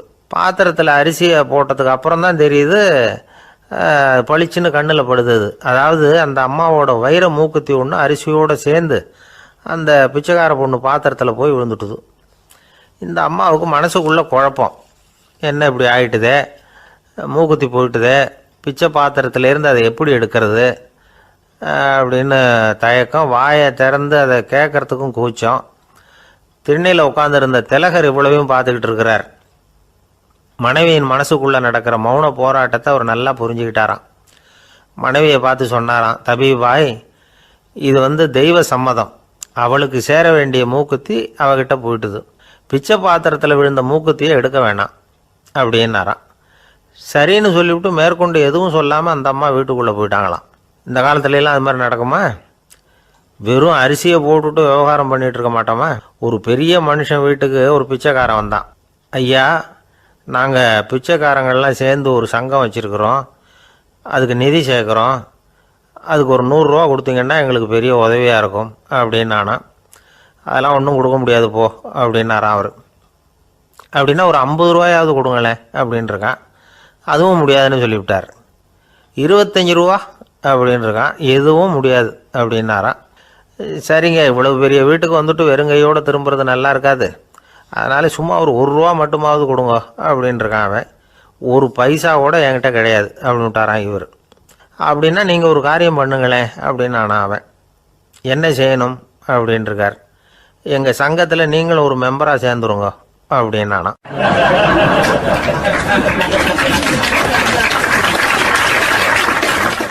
ஒரு ஊரில் ஒரு மன்னன் இருந்தான், கொடுங்கோல் மன்னன். நிறைய தொந்தரவு பண்ணிக்கிட்டு இருந்தான். அவன் ஒரு தடவை என்ன பண்ணான் தெரியுமா? ஒரு தப்பும் பண்ணாத ஒரு இளைஞனை பிடிச்சி ஜெயிலில் அடைச்சுட்டான். அந்த பையனோட சொந்தக்காரங்கள்லாம் ராஜா கிட்ட போனாங்க. அவன் ஒரு தவறும் பண்ணலை, அவனை விடுதலை பண்ணுங்க அப்படின்னு கெஞ்சி கேட்டுக்கிட்டாங்க. மன்னன் வந்து யோசனை பண்ணான். அந்த இளைஞனை கூப்பிட்டுக்கிட்டு வர சொன்னான். அவனை கொண்டாந்து ராஜா முன்னாடி நிறுத்தினாங்க. இதை பாருப்பா, உன்னை நான் விடுதலை பண்ணுவேன், ஆனால் ஒரு கண்டிஷன். அந்த நிபந்தனையை நீ நிறைவேற்றினா உனக்கு விடுதலை அப்படின்னா மன்னன். சரின்னு ஒத்துக்கிட்டான் பையன். மன்னன் வந்து கண்டிஷன் என்னங்கிறத சொன்னான். உங்ககிட்ட ஒரு செம்மறி ஆட்டை கொடுக்க போகிறேன், 1 மாதத்துக்கு அதுக்கு தேவையான தீனியையும் கொடுக்க போகிறேன். 1 மாதம் கழித்து அந்த ஆட்டை வந்து எடை போட்டு பார்ப்பேன். அந்த ஆட்டின் எடை கொஞ்சம் கூட கூடி இருக்கக்கூடாது. எடை கூடி இருந்தால் உனக்கு விடுதலை கிடையாது. என்ன சொல்கிற அப்படின்னா. பையனுக்கு ஒன்றும் புரியல, பயமாக போயிட்டுது. குழம்பிக்கிட்டே நின்றுக்கிட்டு இருக்கிறான். சரி, ஒரு நாள் டைம் தரேன், நல்லா யோசனை பண்ணி பார்த்துட்டு நாளைக்கு உன் முடிவை சொல்லு அப்படின்னா மன்னன். பையன் கவலையோடு வெளியில் வந்தான். அங்கே ஒரு பெரியவர் நின்றுக்கிட்டு இருந்தார். அவர்கிட்ட விஷயத்தை சொன்னான். அந்த பெரியவர் இந்த பையனுக்கு காதோட காதாக ஒரு வழியை சொல்லி கொடுத்தார். அதை கேட்டதும் பையன் மறுபடியும் மன்னன் முன்னாடி வந்து நின்னா, உங்கள் நிபந்தனையை ஏற்றுக்கிறேன்னு சொன்னான். மன்னன் வந்து ஒரு ஆட்டுக்குட்டியையும் அதுக்கு 1 மாதத்துக்கு தேவைப்படுற தீவனத்தையும் கொடுக்கும்படியாக உத்தரவு போட்டான். கொடுத்தாங்க, ஓடிட்டு போயிட்டான். 1 மாதம் தினமும் தவறாமல் அந்த தீவனத்தை ஆட்டுக்குட்டிக்கு போட்டுக்கிட்டு இருக்கிறான். 1 மாதம் கழித்து அந்த ஆட்டை வந்து அரண்மனைக்கு ஓட்டிகிட்டு போனான். மன்னன் அதை எடை போட்டு பார்க்குறான், எடை கூடவே இல்லை, அப்படியே தான் இருக்குது. உடனே போட்ட நிபந்தனைப்படி அந்த இளைஞனை வந்து விடுதலை பண்ணிவிட்டான். சரி, ஆட்டுக்கு எடை கூடாமல் இருக்கிறதுக்கு அந்த பெரியவர் சொல்லி கொடுத்த யோசனை என்ன அப்படின்னா, அது வேற ஒன்றும் இல்லை. அந்த ஆட்டுக்கு எதிரில் அது கண்ணில் படுற மாதிரி ஒரு ஓநாயை கட்டி போட சொன்னார். அவ்வளவுதான். ஆட்டுக்கு ஓநாய்ங்கிறது பிறவி பகை. ஓநாயை பார்த்தா ஆடு நடுங்க ஆரம்பிச்சிரும், அவ்வளவு பயம்.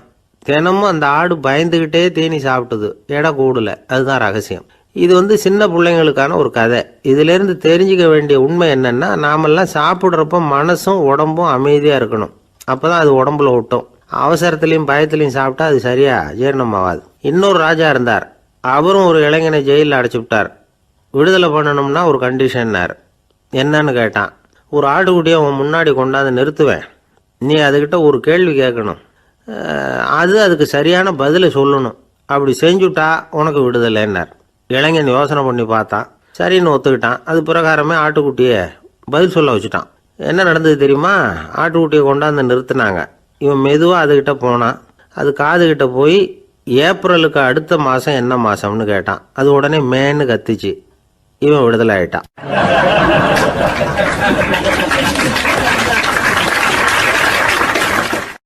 காஞ்சிபுரத்தில் பல்லவ ராஜா ஒரு கோவில் கட்டினார், கைலாசநாதர் கோவில். அதுக்கு கும்பாபிஷேகம் பண்ணுறதுக்கு ஒரு நாள் குறிப்பிட்டு அதுக்கு வேண்டிய ஏற்பாடுகள்லாம் பண்ணினார். முதல் காரியமாக கடவுளை வேண்டிக்கிட்டார், நீங்கள் இந்த கும்பாபிஷேகத்துக்கு நேரில் வந்து கலந்துக்கணும்னார். கடவுள் அந்த ராஜா கனவுல வந்தார். நீ கும்பாபிஷேகம் வச்சிருக்கிற அதே நாளில் அதே நேரத்தில் எனக்கு இன்னொரு ஊரில் ஒரு கும்பாபிஷேகம் இருக்குது, அதுக்கு போக வேண்டியிருக்கு. அதாவது திருநின்ற ஊரில் என்னுடைய பக்தர் ஒருத்தர், அவரும் ஒரு கோயில் கட்டி கும்பாபிஷேகம் செய்கிறார், நான் அதுக்கு போக வேண்டியிருக்கு, அதனால் உன்னுடைய தேதியை நீ மாற்றி வச்சுக்கோ அப்படின்னார். கடவுள் தான் எங்கேயும் இருக்கிறவராச்சே, அவர் நினச்சா 2 இடத்துலையும் இருந்து கோயில் கும்பாபிஷேகத்தை நடத்த முடியாதா? ஏன் அப்படி செய்யலை? அது ஒரு முக்கியமான காரணத்துக்காகத்தான். திருநின்ற ஊரில் இருந்த பூசலாருங்கிற அந்த அடியாரின் பெருமையை இந்த உலகத்துக்கு எடுத்து காட்டணுங்கிறதுக்காகத்தான் கடவுள் அந்த ராஜா கிட்ட அப்படி சொன்னார். சரி, அந்த அடியார் அப்படி என்னதான் பெருசாக கோயில் கட்டி விட்டார்? ராஜா கட்டின கோயிலை விட பெருசா? அவர் கட்டினது கருங்கல்லாலேயோ மண்ணாலேயோ மரத்தாலேயோ இல்லை. அவர் கட்டின கோயில் வேற மாதிரி. அது மனசால கட்டின கோயில், மனசுக்குள்ளே இருக்கிற கோவில், மனக்கோவில். அந்த அடியார் தன்னோட மனசுக்குள்ளே மாசக்கணக்காக ஒவ்வொரு கல்லாக சேர்த்து கட்டின கோவில். இந்த விஷயம் ராஜாவுக்கு தெரியாது. அவர் என்ன நினச்சுட்டாரு, அது நாம் கட்டின கற்கோயிலை விட ரொம்ப பெருசாக இருக்கும் போல இருக்கு அப்படின்னு நினச்சிட்டார். சரி, அப்பேற்பட்ட அந்த கோயிலை தரிசனம் பண்ணிவிட்டு வருவோம் அப்படின்னு நினச்சி ராஜா திருநின்ற ஊருக்கு போகிறார். அங்கே போய் பார்த்தா கோயிலையும் காணும், ஒன்றையும் காணும். கடைசியில் பூசலார் கட்டின மனக்கோவில் தான் அதுங்கிறத அவர் புரிஞ்சுக்கிறார். உடனே அந்த அடியாரின் காலில் விழுந்து வணங்குறார். அவரோ, இது மனசால முயன்ற கோவில், இதுக்கு இத்தனை பெருமையா அப்படின்னு ஆச்சரியப்படுறார். இதில் ஆச்சரியப்படுறதுக்கு ஒன்றும் இல்லை. ஆண்டவன் விரும்புறது அகபக்தியையே தவிர புற தோற்றங்களே அல்ல. இதை நாம் புரிஞ்சுக்கிட்டோம்னா நமக்குள்ள எந்த வேறுபாடுகளும் வர்றதுக்கு வழியே இல்லை. இன்னொரு ராஜா இருந்தார்.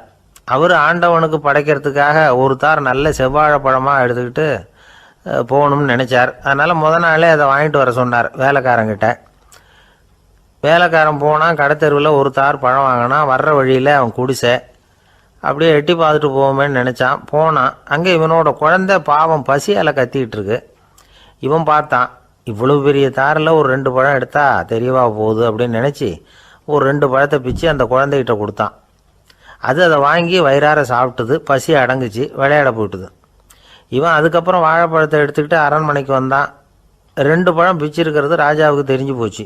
இவன் உண்மையை சொல்லிவிட்டான். உடனே ராஜா, கடவுளுக்கு படைக்க வேண்டிய பொருளை குழந்தை எச்சில் பண்ண விட்டுருக்கியே அப்படின்னு சொல்லி அவனை கட்டி வச்சு சாட்டையால் அடித்தார் பாவம். மறுநாள் பழத்தை கோயிலுக்கு எடுத்துகிட்டு போனார். கடவுள் முன்னாடி வச்சார். கடவுள் கண்ணை திறந்து பார்த்தார், பழம்லாம் அழுகி இருக்குது. என்ன இது அழுகி போன பழம் அப்படின்னார். ராஜா முழிச்சார். நல்லா தானே இருந்தது அப்படின்னு நினச்சார். அப்போ கடவுள் அந்த ராஜா கிட்ட சொன்னாராம், இதை பார்ப்பா, இந்த தாரில் 2 பழம் தான் நல்ல பழம், அந்த 2 பழங்களையும் நேற்றுக்கே நான் சாப்பிட்டுட்டேன் அப்படின்னாராம். அப்போ தான் ராஜாவுக்கு புரிஞ்சுது, ஏழை குழந்தையின் பசியை தீர்க்கறதுக்காக உதவுன அந்த 2 பழம்தான் இறைவன் சாப்பிட்ட பழம்னு. இறைவன் இருக்கிற இடம் எது? இதுதான். ஆந்திர நாட்டில் ஒரு அரசர் இருந்தார். அந்த அரசர்கிட்ட ஒரு அமைச்சர் இருந்தார். அந்த அமைச்சர் பேர் ராயண பாஸ்கர். அவர் ஒரு பெரிய அறிவாளி. அது மட்டும் இல்லை, மிகச்சிறந்த கொடையாளி. யார் எது கேட்டாலும் இல்லைன்னு சொல்ல மாட்டாராம். அதன் காரணமாகவே அவர்கிட்ட இருந்த செல்வம் நாளுக்கு நாள் குறைஞ்சிக்கிட்டே வந்துட்டு தான். கடைசியில் குடும்பத்துக்குன்னு எதுவும் வைக்காமலே அவர் போய் சேர்ந்துட்டார். மகனும் இறந்துட்டார்.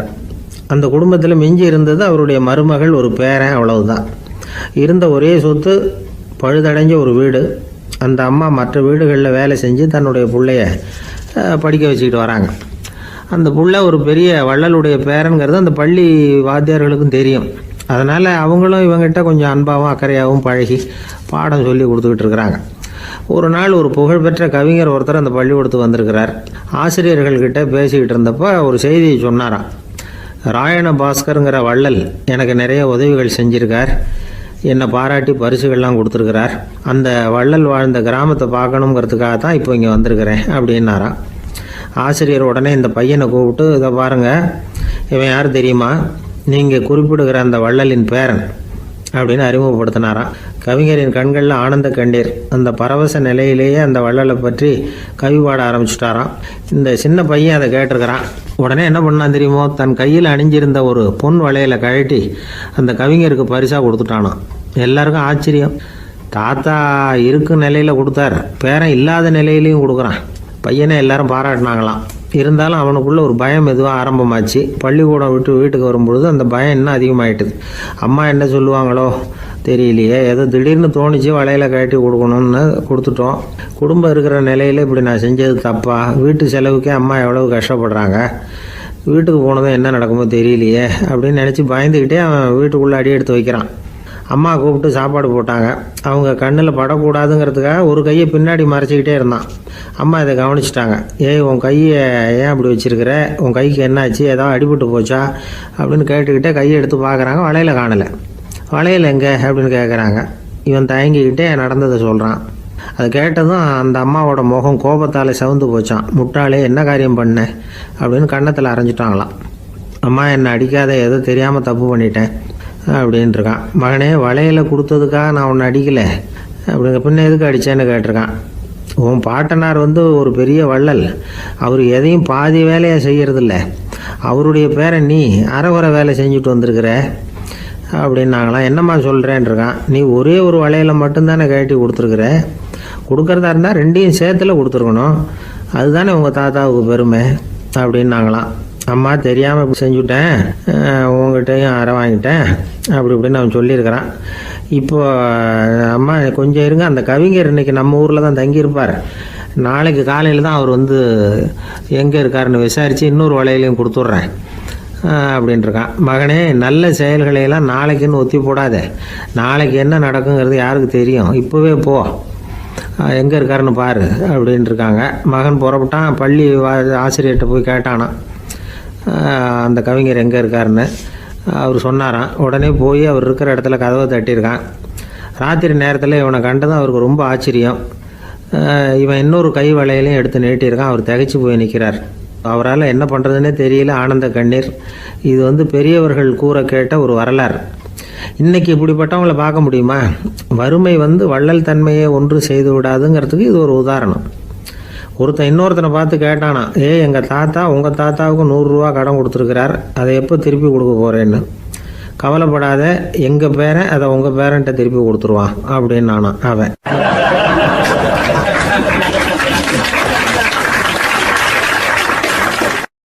ஒரு ஊரில் ஒரு மன்னர் இருந்தார். புத்தி கூர்மை உள்ள ஒரு மன்னர். பொதுவாக மன்னர்களுக்கு சந்தேகம் வந்தால் சபையில் உள்ள சான்றோர்கள்கிட்ட கேட்டு தெரிஞ்சுக்கிறது தானே வழக்கம். ஆனால் இங்கே அப்படி இல்லை. மற்றவங்களுக்கு சந்தேகம் வந்தால் மன்னர்கிட்ட கேட்டு தெரிஞ்சுக்குவாங்க. அது மாதிரி கேட்டு தெரிஞ்சுக்கிறதுக்காக ஒரு பெரியவர் ஒரு நாள் வந்தார். அவர் கையில் 3 பொம்மைகள் வச்சுருந்தார். 3 ஒரே மாதிரி பொம்மைகள், கொஞ்சம் கூட வித்தியாசம் தெரியல. ஏது இந்த பொம்மைன்னு கேட்டார் மன்னர். எனக்கு வேண்டியப்பட்ட ஒருத்தங்கிட்ட இருந்து இதை வாங்கிட்டு வந்திருக்கிறேன், நான் தான் அவன்கிட்ட இந்த பொம்மையை செஞ்சு கொடுக்க முடியா கேட்டுக்கிட்டேன். அவன் ரொம்ப புத்திசாலி, அவன் தான் இதை செஞ்சு கொடுத்தான், ஆனால் அதில் ஒரு சிக்கல் அப்படின்னார்.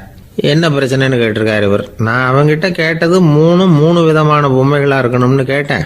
அவன் என்னடான்னா 3 ஒரே மாதிரியாக செஞ்சு கொடுத்துட்டான் அப்படின்னார். அவங்ககிட்டயே கேட்கறது தானே அப்படின்ட்டுருக்காரு இவர். கேட்டேன், அவன் என்ன சொல்கிறான்னா, இது 3 ஒரே மாதிரி பொம்மை கிடையாது, 3 விதம், ஒன்றுக்கு ஒன்று வித்தியாசம் இருக்குது. இந்த 3 பொம்மையும் 3 விதமான நண்பர்களுக்கு உதாரணங்கள் அப்படின்னு சொல்கிறான். எனக்கு ஒன்றும் புரியல, அதுதான் உங்ககிட்ட வந்தேன் அப்படின்னார். சரி, அந்த பொம்மைகளை இப்படி கொடுங்க அப்படின்னு வாங்கினார் மன்னர். எடுத்துக்கிட்டு உள்ளே போனார். கொஞ்ச நேரம் கழித்து வெளியில் வந்தார். அதுக்கப்புறம் சொன்னார், இதை பாருப்பா, அவன் சொன்னது சரிதான், 3 விதம் தான். இது இருக்குதே முதல் பொம்மை, இது உத்தமமான நண்பனுக்கு உதாரணம். இந்த ரெண்டாவது பொம்மை இது மத்தியமமான நண்பனுக்கு உதாரணம். அந்த மூணாவது பொம்மை இருக்குதே அது மோசமான நண்பனுக்கு உதாரணம். இதை செஞ்சவன் உண்மையிலேயே பெரிய அறிவாளி தான் அப்படின்னாராம். வந்தவருக்கு ஒன்றும் புரியல. பார்த்தா ஒன்றும் வித்தியாசம் தெரியலையே அப்படின்னு அவன் குழம்பி போய் நிற்கிறான். இப்போது அந்த மன்னர் விளக்கம் கொடுக்குறார். அந்த 3 பொம்மையையும் எடுத்து முன்னாடி வச்சார். ஒரு மெல்லிய கம்பியை கையில் எடுத்தார். அந்த முதல் பொம்மை காதில் விட்டார். கொஞ்ச தூரம் உள்ளே போய் அப்படியே நின்றுட்டுது அந்த கம்பி. அப்புறம் ரெண்டாவது பொம்மை காதில் அந்த கம்பியை விட்டார். அந்த கம்பி என்னாச்சுன்னா அப்படியே அது வாய் வழியாக வெளில வந்தது. மூணாவது பொம்மை காதில் கம்பியை செலுத்தினார். அது நேராக இன்னொரு காது வழியாக வெளியில் வந்தது. இப்போ இந்த முதல் வகை இருக்குதே அது மாதிரியான நண்பர்கள் எப்படி தெரியுமா? நம்ம கஷ்டத்தை அவங்கக்கிட்ட சொன்னால் பேசாமல் கேட்டுக்குவாங்க. வெளியில் அதை யாருக்கிட்டையும் சொல்லிகிட்டு இருக்க மாட்டாங்க. வெளியில் தெரியாமல் நமக்கு உதவி பண்ணுவாங்க. செஞ்சுட்டு அதை நான் தான் செஞ்சேன்னு சொல்லிகிட்டு இருக்க மாட்டாங்க. அதுதான் கம்பி ஒரு காது வழியாக போய் உள்ளே நின்றுட்டுது. ரெண்டாவது பொம்மையில் கம்பி என்னாச்சு, ஒரு காது வழியாக போய் வாய் வழியாக வெளியில் வருது. இது மாதிரியான நண்பர்கள்கிட்ட நாம் கஷ்டத்தை சொன்னால் அதை அவங்க 4 பேர்கிட்ட போய் சொல்லி நமக்காக உதவி கேட்பாங்க. நமக்குன்னு கேட்டு வாங்கி அதை நம்மகிட்ட கொண்டுகிட்டு வந்து கொடுப்பாங்க. இவங்க மத்தியமமான நண்பர்கள். மூணாவது பொம்மையில் ஒரு காது வழியாக செலுத்துகிற கம்பி இன்னொரு காது வழியாக வெளியில் வந்துடுது.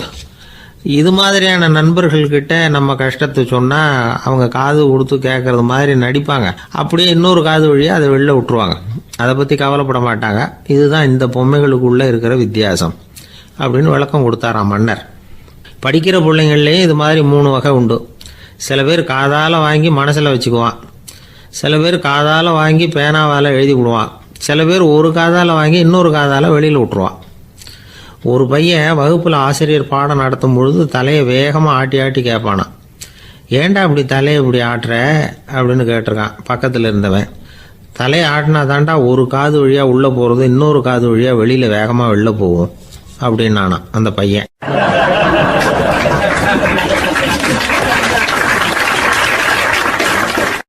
எனக்கு வாழ்க்கையே வெறுத்து போச்சு சார் அப்படின்னு சொல்லிட்டு ஒருத்தர் வந்தார். கொஞ்ச நேரம் பேசினதுக்கப்புறம் அவர் அப்படி சொல்லியிருந்தா அதில் ஒரு அர்த்தம் இருந்திருக்கும். வர்றதுக்கு முன்னாடியே வாழ்க்கை வெறுத்து போச்சுன்னு சொல்லிட்டு வர்றார். என்ன சார் விஷயம்னு விசாரித்தோம். எங்கள் வீட்டில் தினம் 3 வேளையும் ஒரே மாதிரி சாப்பாடு சார், வித்தியாசமே கிடையாது. இப்படியே 3 மாதமாக சாப்பிட்டுக்கிட்டு இருக்கிறேன். அதை விட பட்டினி கிடந்து செத்துடலாம்னு தோணுது அப்படின்னார். ஒரு பெரியவர் சொன்ன தத்துவத்தை சொல்கிறதுக்கு ஆள் கிடைக்காம தவிச்சுக்கிட்டு இருந்தோம். இப்போ ஒருத்தர் கிடைச்சிட்டார். விட்டுலாமா? உடனே அவரை உட்கார வச்சு சொல்ல ஆரம்பிச்சிட்டோம். அதாவது நாம் அனுபவிக்கிற உணர்வுகளில் களிப்பு, மகிழ்வு, ஆனந்தம் இது 3க்கும் ஒன்றுக்கு ஒன்று வித்தியாசம் உண்டு. மேம்போக்காக பார்க்குறதுக்கு இது 3 ஒன்று மாதிரி தோணும். ஆனால் அது அப்படி இல்லை. களிப்புங்கிறது உடம்பை பொறுத்தது, மகிழ்வுங்கிறது மனசை பொறுத்தது, ஆனந்தம்ங்கிறது ஆன்மாவை பொறுத்தது. இப்படி இந்த 3 வகையான அந்த சுவைப்புகளின் தன்மையும் வேற வேற. இப்போ முதல்ல களிப்புங்கிறத எடுத்துக்குவோம். நம்ம புலன்களுக்கு களிப்பை தரக்கூடிய பொருள்களுக்கு சில விசேஷ குணம் உண்டு. அது எப்படின்னா, சீக்கிரமே சலிப்பை உண்டு பண்ணும். ஒருத்தர் அந்த பொருளை எடுத்துக்கிட்டா அது இன்னொருத்தருக்கு குறைஞ்சிரும். உணவு, உடை இதெல்லாம் களிப்பை தரக்கூடிய பொருள்கள். இப்போ உதாரணத்துக்கு ஒரு சாப்பாட்டு மேசையில் ஒரு பாத்திரத்தில் 10 இட்லி இருக்குது. அதில் ஒரு 2 இட்லியை நம்ம தட்டில் எடுத்து வச்சு சாப்பிட்றோம். நாம் சாப்பிட்ட அந்த இட்லி நிச்சயமாக எதிரில் உட்காந்துருக்கிறவருக்கு இல்லை, அவருக்கு உபயோகப்படாது. நாம் சாப்பிட்ட அதே இட்லியை அவரும் சாப்பிட முடியாது, அவர் வேற தான் எடுத்து வச்சுக்கணும். அது மாதிரி நாம் ஒரு சட்டையை எடுத்து போட்டுக்கிறோம். அதே சட்டையை அதே நேரத்தில் இன்னொருத்தர் போட்டுக்க முடியாது. புலன்களுக்கு களிப்பை தரக்கூடிய இது மாதிரி பொருள்கள்லாம் முதல் தடவை நமக்கு கொடுக்குற களிப்பை 2வது தடவையும் கொடுக்காது. 3வது தடவை இன்னும் குறையும். கடைசியில் வெறுப்பாக மாறிடும். ஒவ்வொன்றா இட்லியை தொடர்ந்து சாப்பிட்றோம்னு வச்சுக்கோங்க, முதல் இட்லி தரக்கூடிய சுவையை 30வது இட்லி தராது. முதல் தடவை புது சட்டையை போட்டுக்கிறப்போ நமக்கு இருக்கிற களிப்பு அதே சட்டையை 100வது தடவையாக போட்டுக்கிறோம்னு வைங்க, அப்போ இருக்குமா? இருக்காது. இதுதான் களிப்பு. அதாவது சீக்கிரமே சலிப்பை தரக்கூடியது. ஒருத்தர் எடுத்துக்கிட்டால் இன்னொருத்தருக்கு குறைஞ்சி போகக்கூடியது. ஆனால் மகிழ்ச்சிங்கிறது அப்படி இல்லை.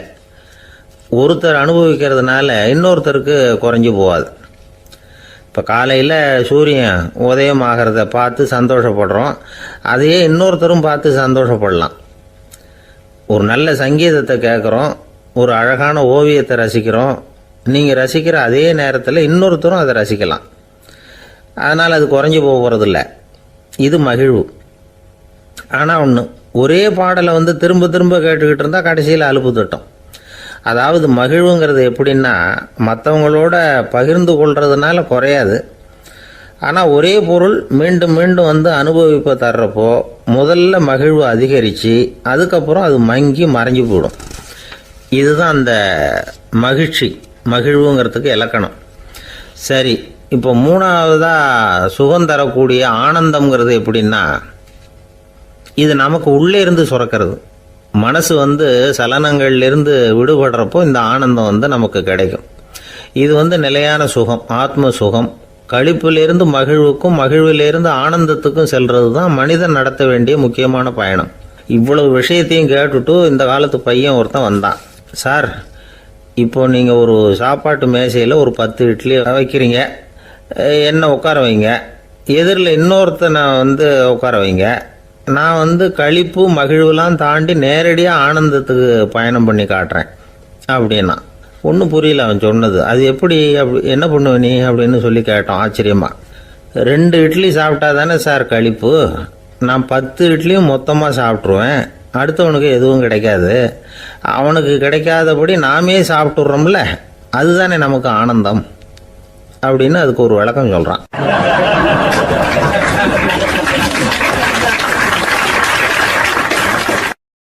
இந்த உலகத்தில் மனுஷன் எவ்வளவோ தவறுகள் செய்கிறான்.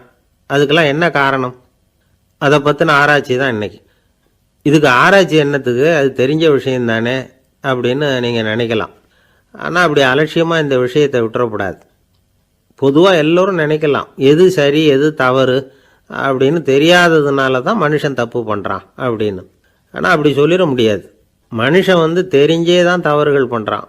இப்போ உதாரணத்துக்கு ஒரு சாலையில் இடது பக்கம் போக வேண்டிய ஒருத்தர் நடுக்கோட்டை தாண்டி வலது பக்கமாக வண்டியை ஓட்டிகிட்டு போகிறாருன்னு வச்சுக்கோங்க. என்னப்பா இது தப்பு இல்லையா அப்படின்னு அவர்கிட்ட கேட்டால், அதெல்லாம் எனக்கு தெரியும், நீ உன் வேலையை பார்த்துட்டு போ அப்படிம்பார். வலது பக்கமாக போகிறது தப்புன்னு தெரிஞ்சே தான் அவர் அப்படி செய்கிறார், அப்படி போகிறார். பெரிய உத்தியோகத்தில் இருக்கிறவங்க கூட லஞ்சம் வாங்குறாங்க. அவங்களுக்கெல்லாம் லஞ்சம் வாங்குறது தப்புன்னு தெரியலன்னு அர்த்தம். திருடுறது தப்புன்னு தெரியாமலாம் மனுஷன் திருடுறான், நல்லாவே தெரியும். நீங்கள் வேணும்னா கேட்டு பாருங்கள், வேறு வழி இல்லை அதனால தான் திருடுறேன்பா. திருடுறது ஒரு புண்ணியமான காரியம்னு திருடனே கூட சொல்ல மாட்டான். திருடுறது தவறுங்கிறது திருடனுக்கு தெரியும் அப்படிங்கிறத விளக்கிறதுக்காக ஒரு பெரியவர் ஒரு கதை சொன்னார். அதாவது 2 திருடர்கள் 2 பேரும் சேர்ந்து ஒரு வீட்டுக்கு போய் ஒரு 10,000 ரூபாயை திருடிட்டு வந்துடுறாங்க. ஒரு காட்டு வழியாக வந்துக்கிட்டு இருக்கிறாங்க. இன்னும் விடியல. 2 பேருக்கும் தூக்கம் கண்ணை சுற்றுது. சரி, இப்படியே ஒரு மரத்தடியில் படுத்து தூங்குவோம், காலையில் விடிஞ்சதும் இந்த பணத்தை 2 பேரும் பங்கு போட்டுக்குவோம் அப்படின்னு முடிவு பண்ணுறாங்க. அதே மாதிரி படுத்து தூங்குறாங்க. நடு ராத்திரியில் ஒரு திருடன் முழிச்சிக்கிறான். விடிகிற வரைக்கும் காத்துக்கிட்டு இருந்தால் 5,000 ரூபா தான் கிடைக்கும், இப்போவே கம்பி நீட்டினா 10,000 ரூபா கிடைக்கும் அப்படின்னு யோசித்து பார்த்துட்டு ஒரு முடிவுக்கு வந்தான். மெதுவாக அந்த 10,000த்தையும் சுருட்டிக்கிட்டு அடுத்தவனுக்கு தெரியாமல் ஓடி போயிட்டான். விடியுது. அடுத்தவன் எழுந்திரிச்சு பார்க்குறான். பணத்தையும் காணலை, பாகஸ்தனையும் காணலை. இந்த திருடன் அந்த திருடனை திட்டுறான். திருட்டு பய, அயோக்கிய பய, இப்படி அநியாயமாக கிளப்பிட்டு போட்டானே அப்படிங்கிறான். இதுலேருந்து என்ன தெரியுது? தெரியாமல் எடுத்துக்கிட்டு போகிறது திருட்டு, அயோக்கியத்தனம், அநியாயம் அப்படிங்கிறது இவனுக்கு தெரிஞ்சிருக்குது. அதனால தான் அடுத்தவனை பார்த்து இப்படி திட்டுறான். அதனால் தெரியாததுனால மனுஷன் தவறு பண்ணுறான்னு சொல்கிறது சரியில்லை. அப்படின்னா மனுஷன் பண்ணுற தவறுகளுக்கு உண்மையான காரணம் தான் என்ன? இதே சந்தேகம் அர்ஜுனனுக்கும் வந்துதான். அதனால தான் அவன் பகவானை பார்த்து கேட்குறான். மனுஷன் தன் விருப்பத்துக்கு விரோதமாக ஏதோ ஒரு சக்தியினால பலாத்காரமாக இழுக்கப்பட்டது மாதிரி பாவம் பண்ணுறானே, அந்த சக்தி என்ன அப்படின்னு கேட்குறான். இதுக்கு பகவான் பதில் சொல்கிறார். காமமும் குரோதமும் தான் அந்த சக்திகள், அதாவது ஆசையும் சினமும். இது 2ம் உன்னுடைய எதிரிகள் அப்படிங்கிறத புரிஞ்சுக்கோ அப்படிங்கிறார். இன்னமும் நுணுக்கமாக பார்த்தா காமத்தினுடைய மறு உருவங்கள் தான் குரோதமும் லோபமும். ஆசை நிறைவேறலைன்னா குரோதம், அதாவது கோபம். ஆசை நிறைவேறிட்டதுன்னா லோபம், அதாவது பேராசை. பாவத்தை கண்ட்ரோல் பண்ணணும்னா அதுக்கு மெயின் சுவிட்ச் எது அப்படிங்கிறது இப்போ தான் தெரியுது. அதுக்கு மனுஷன் தெரிஞ்சே தான் தவறு பண்ணுறான் அப்படின்னு பேசிக்கிட்டோமே. அதுக்கு ஒரு உதாரணம். ஒரு ஆள் ஹோட்டலில் சாப்பிட போனான். சாப்பிட்டு முடித்தான். எழுந்திரிச்சு வந்து முதலாளிகிட்ட பில்லை கொடுத்தான். காசை கொடுக்கல. முதலாளி பணம் கொடுன்னு கேட்டார். இவன் என்கிட்ட பணம் இல்லைன்னா. முதலாளி கொஞ்சம் கூட அலட்டிக்கல. உள்ளே இருந்து ஒரு ஆளை கூப்பிட்டார். இவனை கூப்பிட்டுட்டு போய் இட்லி மாவு ஆட்ட சொல்லுன்னார். இவனும் கவலைப்படாமல் உள்ளே போயிட்டான். அப்போது அழைச்சிட்டு போகிற ஆள் கேட்குறான், ஏன் சார் சாப்பிட்றதுக்கு முன்னாடி காசு இல்லைங்கிறது உங்களுக்கு தெரியாதா அப்படின்னு கேட்குறான். தெரியும், காசு இல்லைங்கிறதும் தெரியும், காசு இல்லாமல் சாப்பிட்டா மாவாட்டணுங்கிறதும் தெரியும் அப்படின்னா அந்த ஆள். அப்படின்னா நீங்கள் உங்கள் வீட்லேயே சாப்பிட்ருக்கலாமே அப்படின்னு கேட்குறான் அவன். அதுக்கு இவர் சொல்கிறாரு, அது எப்படி, அங்கே சாப்பிட்டாலும் நான் இதே வேலையை தானே செய்ய வேண்டியிருக்கும் அப்படின்னாராம்.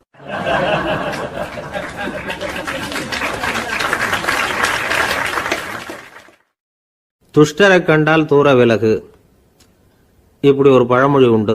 எதுக்காக இப்படி சொல்லி வச்சாங்க? துஷ்டன் ஏதாவது தொந்தரவு கொடுப்பான், அதனால் அவனை கண்டா பயந்துக்கிட்டு ஓடி ஒளிஞ்சிக்கோ அப்படின்னா இதுக்கு அர்த்தம் அப்படி இல்லை.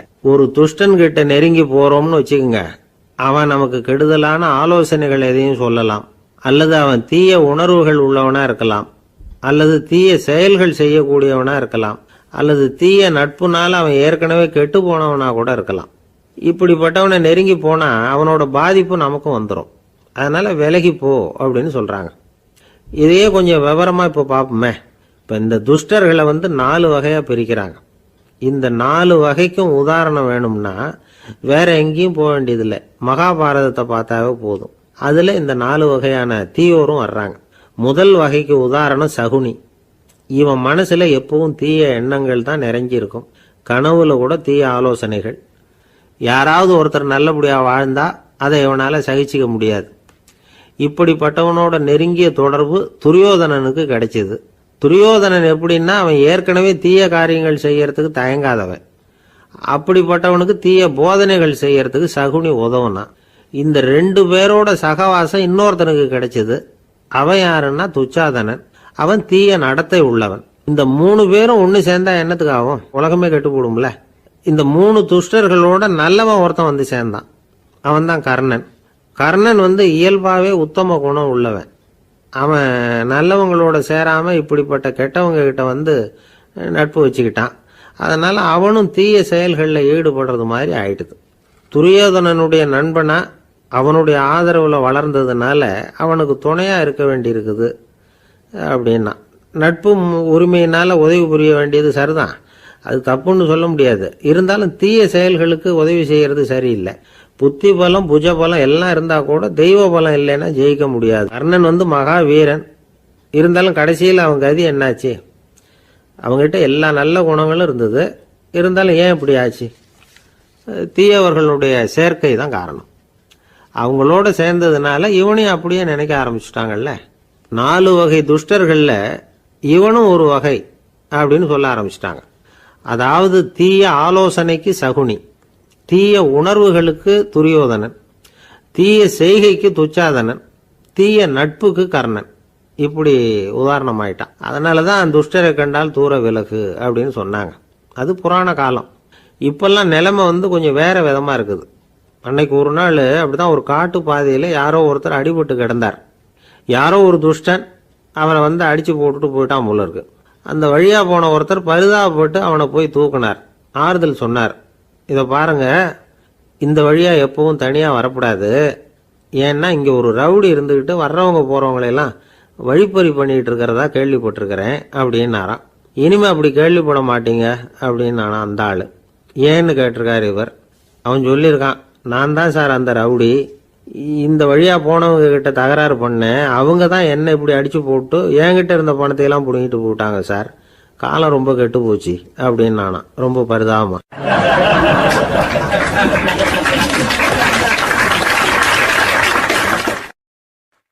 ஒரு ஊரில் ஒரு பெரிய செல்வந்தர் இருந்தார்.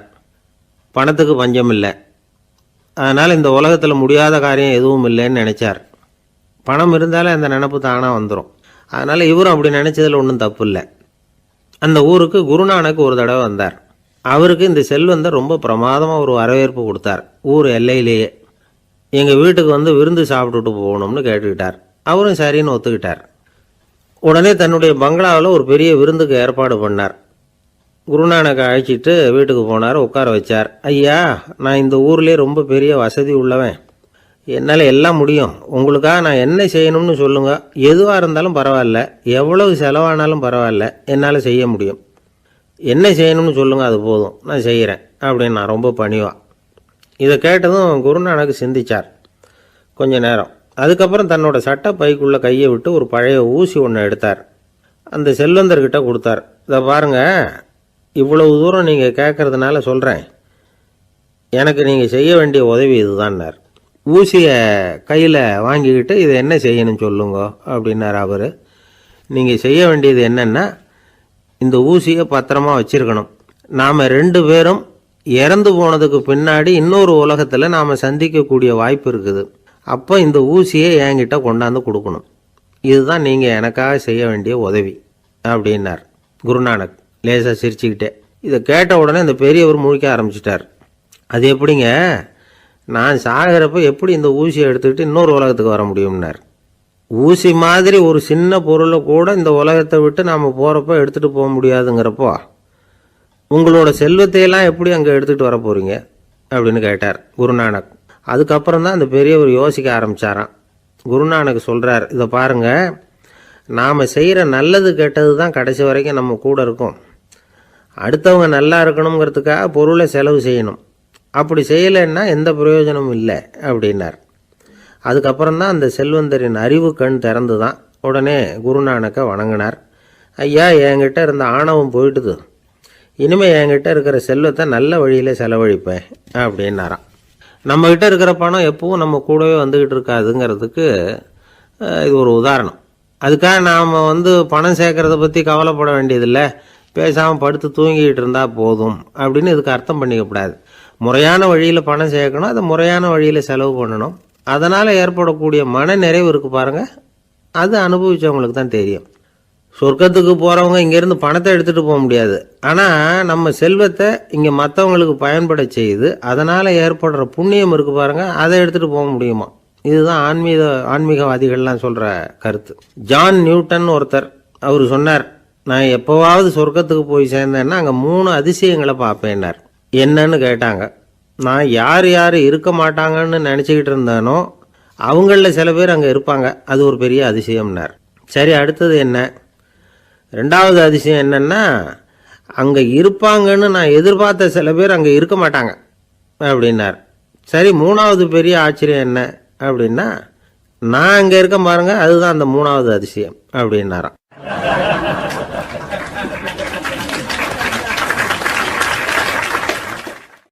ஒரு மனுஷனை பார்த்து என்கிட்ட வாலாட்டாதே அப்படின்னு சொன்னால் அவன் நம்மக்கிட்ட ஏதோ வம்புக்கு வர்றான்னு அர்த்தம்.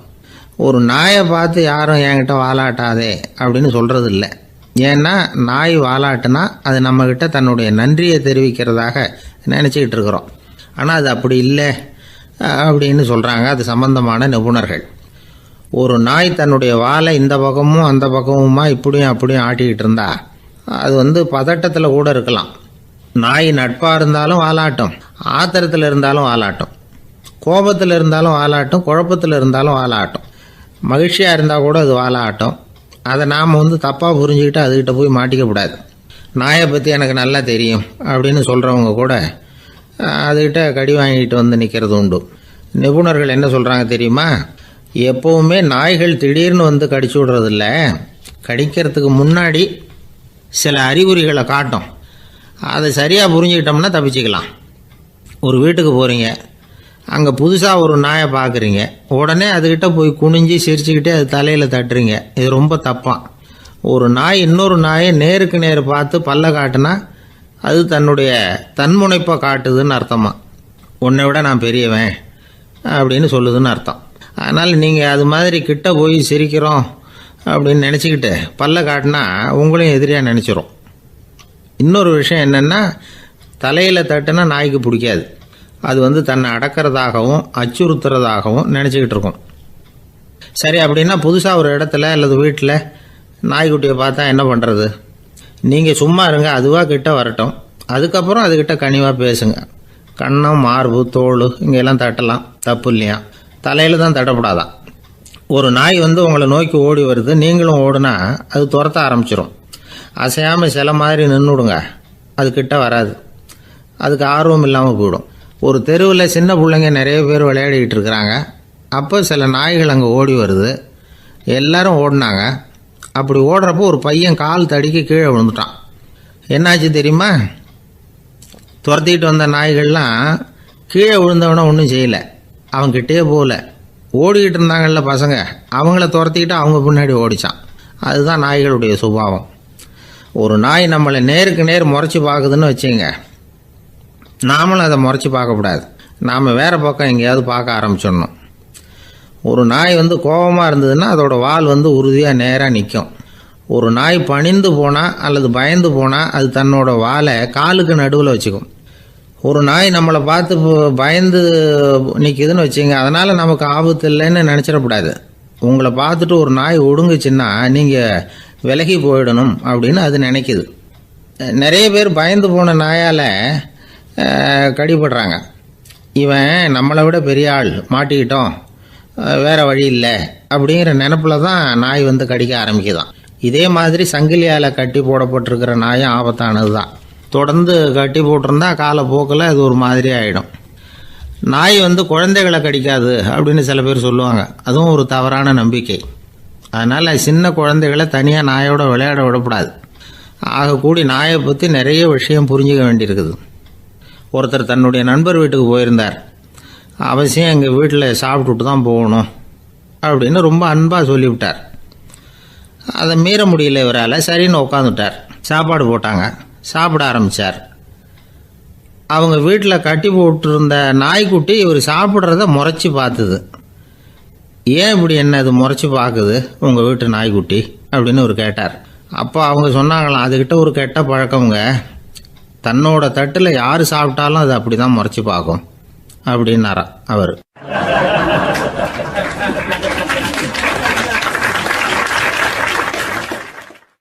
இன்பம் துன்பம் இது ரெண்டும் சேர்ந்தது தான் வாழ்க்கை. இது எல்லாரும் சொல்லிகிட்டு இருக்கிற ஒரு உண்மை. அது சரி, இது ரெண்டும் வர்றதுக்கு என்ன காரணம்? துறவி ஒருத்தர் யோசித்து பார்த்துருக்கார். இன்ப துன்பம் தோன்றுவதற்கு முக்கியமாக 6 காரணங்கள் உண்டு அப்படிங்கிறார் அவர். அது என்னங்கிறத நாமளும் தெரிஞ்சு வச்சுக்குவோமே. இப்போ முதல் காரணம் சுயநலம். ஒரு தாயார் வந்து தன்னுடைய சுயநலம் கருதி தன்னுடைய மகன் இன்பமாக இருக்கணும்னு ஆசைப்படுறாங்க. மகனும் அப்படியே ஆசைப்படுறான். அதனால் தாயாரின் இன்ப துன்பங்களை பார்த்துட்டு மகனும் இன்ப துன்பம் அடையிறான். அந்த அம்மாவுக்கும் அதே நிலைமை தான். 2வது காரணம் உறவு. நான் துறவியான பிறகு கூட உறவுங்கிற காரணத்தினால தான் தாயாருடைய சுக துக்கங்களை கண்டு நானும் சுக துக்கம் அடைகிறேன். என் தாயாருடைய நிலைமையும் இதுதான் அப்படிங்கிறார் ஒரு துறவி. 3வது காரணம் என்னென்னா அறிமுகம். எனக்கு அறிமுகமான ஒருத்தரை ரயில் நிலையத்தில் சந்திக்கிறேன். அவர் தன்னுடைய பணப்பையை எங்கேயோ தொலைச்சி விட்டு வருத்தப்பட்டுக்கிட்டு இருக்கிறார். நானும் வருத்தப்படுறேன். அந்த சமயத்தில் யாரோ ஒருத்தர் இதுதானே அவங்க பணப்பை அப்படின்னு சொல்லி கொண்டாந்து நீட்டுறார். பணப்பையை தொலைச்சவர் சந்தோஷப்படுறார், நானும் சந்தோஷப்படுறேன். இது அந்த துறவி சொல்கிற அனுபவம். 4வது காரணம் என்னென்னா கருணை. எனக்கு முன்னே பின்னே தெரியாத ஒருத்தனை யாரோ ஒருத்தன் அடித்து காயப்படுத்தி போடுறான். கருணை காரணமாக நான் அதுக்காக துக்கப்படுறேன். 5வது காரணம் எதையும் நம்புறது. ஒரு பசுமாட்டை ஒரு முரணை அடிச்சுக்கிட்டு இருக்கிறான் அப்படின்னு ஒருத்தர் வந்து நம்மகிட்ட சொல்கிறாருன்னு வைங்க, உடனே நான் துக்கப்படுறேன். இன்னொருத்தர் வந்து அந்த முரணனை போலீஸ்காரங்க பிடிச்சிட்டு போயிட்டாங்கன்னு சொல்கிறாரு, நான் உடனே சந்தோஷப்படுறேன். 3வதாக ஒருத்தர் வந்து முதல் 2 பேரும் சொன்னது பொய்யுங்கிறார். அப்போ நான் இன்ப துன்பம் ரெண்டுமே இல்லாமல் நிம்மதியாக இருக்கிறேன். இது ஒரு விதம். அடுத்தது 6வது காரணம் என்னென்னா தன்மயமாகுதல். ஒரு நாவல் படிச்சுக்கிட்டு இருக்கிறோம், அதில் வர்ற பாத்திரங்களோட நாம் ஒன்றி போயிடுறோம். அதில் வர்ற பாத்திரங்கள் சிரிச்சுதுன்னா நாமளும் சிரிக்கிறோம், அது அழுதுன்னா நாமளும் அழறோம். அதெல்லாம் வந்து அந்த துறவி சொல்கிற அனுபவ உண்மைகள். இன்ப துன்பம் இது ரெண்டும் தோன்றுவதற்கு சுயநலம், உறவு, அறிமுகம், கருணை, எதையும் நம்புறது, தன்மயமாகிறது, இது எல்லாம் தான் முக்கிய காரணம் அப்படின்னு அவர் சொல்கிறார். ஆகக்கூடி ஒட்டு மொத்தமாக யோசனை பண்ணி பார்த்தா பிற பொருள்கள் மீது பற்றுதல் காரணமாக தான் நாம் இன்ப துன்பம் அடையிறோம் அப்படிங்கிறத புரிஞ்சிக்க முடியுது. மனுஷன் இன்ப துன்பம் அடையிறதுக்கு 7வது காரணம் கூட ஒன்று உண்டு அப்படின்னு சொல்லிகிட்டே வந்தார் ஒருத்தர். அது என்ன அப்படின்னு கேட்டோம். அதுதான் சார் இந்த நீங்கள் சொல்லிட்டு வர்ற இன்று ஒரு தகவல்னார். எப்படி சொல்கிறீங்கன்னு கேட்டோம். இன்று ஒரு தகவல் கேட்க ஆரம்பிக்கிறப்போ மனசில் இன்பம், ஆரம்பித்த உடனே இது ஏற்கனவே கேட்ட சமாச்சாரமாச்சே அப்படின்னு நினைக்கிறப்போ துன்பம் அப்படின்னு அதுக்கு ஒரு விளக்கம் கொடுத்தார் அவர்.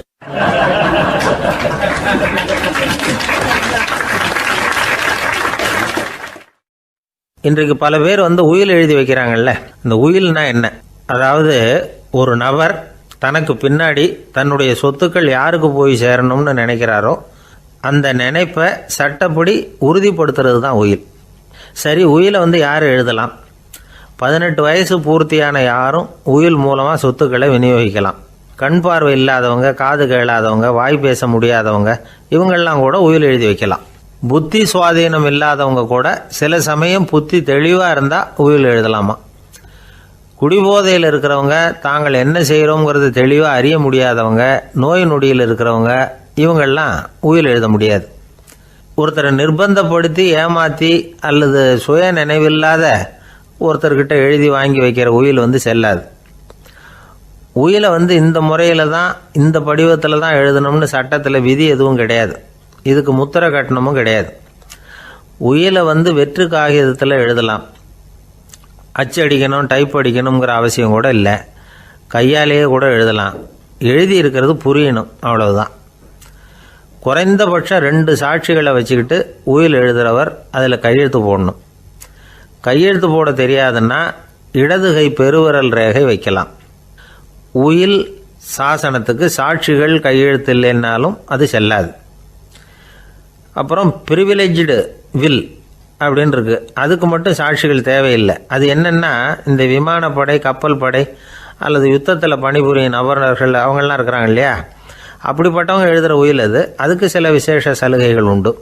ஒருத்தர் முதல்ல ஒரு உயில் எழுதி வைக்கிறார், அதுக்கப்புறம் மனசு மாறி போகுது, அது வேணாம்னு நினைக்கிறார், ரத்து செஞ்சுடலாம். அதுக்கப்புறம் வேற உயிலும் எழுதலாம். உயிரோடு இருக்கிற வரைக்கும் எத்தனை தடவை வேணும்னாலும் உயில் எழுதலாம். கடைசியாக எழுதப்பட்ட உயில் சட்டப்படி சரியாக இருந்தால் அதுதான் அமலுக்கு வரும். சரி, எழுதுகிற உயிலை ரகசியமாக வச்சுருக்கிறது எப்படி? இது ஒரு கேள்வி. இதுக்கு என்ன செய்யணும்னா, ஒருத்தர் உயிலை எழுதினதுக்கு அப்புறம் அவர் தானாவோ அல்லது அங்கீகரிக்கப்பட்ட முகவர் மூலமாகவோ, அதாவது ஒரு ஏஜெண்ட் மூலமாகவோ, ஒரு கவரில் போட்டு சீல் வச்சு கவர் மேலே தன்னுடைய பெயரை எழுதி அல்லது அந்த ஏஜெண்ட் பெயரை எழுதி கவர் மேலே என்ன அடக்கம் செய்யப்பட்டிருக்கு, உள்ளே என்ன இருக்குது அப்படிங்கிற விவரம்லாம் எழுதி சார் பதிவாளர்கிட்ட ஒப்படைக்கலாம். இதுக்கு கட்டணம் உண்டு. அதுக்கப்புறம் எப்போ தேவைப்படுதோ அப்போ ஒரு மனு கொடுத்து அந்த கவரை திரும்ப வாங்கிக்கலாம். இப்போ எழுதுகிற உயிலை இவ்வளவு நாளுக்குள்ளே பதிவு செய்யணுங்கிற கால வரையறை உண்டா அப்படின்னு ஒரு கேள்வி வரலாம் இல்லையா? எப்போ வேணும்னாலும் பதிவு செய்யலாம். நம்மால் ஒருத்தர் ஒரு நாள் ரொம்ப அவசரமாக வந்தார். இந்த உயில் எழுதுறது சம்பந்தமாக பூரா விவரமாக எனக்கு உடனே தெரியணும்னார். நான் உடனே அவரை வக்கீல் ஒருத்தர்கிட்ட அழைச்சிட்டு போனேன். இவர் அவர்கிட்ட எல்லா விவரமும் கேட்டு தெரிஞ்சுக்கிட்டார். ரொம்ப தேங்க்ஸ்ன்னு சொல்லிவிட்டு 2 பேரும் வெளியில் வந்தோம். அதுக்கப்புறம் இவர்கிட்ட கேட்டேன், ஆமாம் இவ்வளவு விவரமாக கேட்குறீங்களே, உங்களுக்கு எத்தனை பிள்ளைங்க சார் அப்படின்னு கேட்டேன். 6 பேர் சார் அப்படின்னார். சரி, இருக்கிற சொத்து எவ்வளவுன்னு கேட்டேன். அதை இனிமே தான் சம்பாதிக்க போகிறேன் அப்படின்னார்.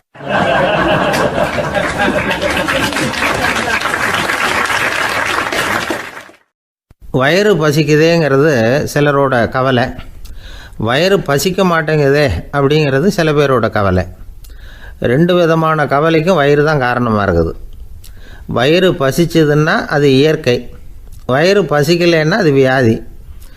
ஆனால் பசியையும் நாம் பசிப்பிணி அப்படின்னு தான் சொல்லுவோம். என்ன காரணம்?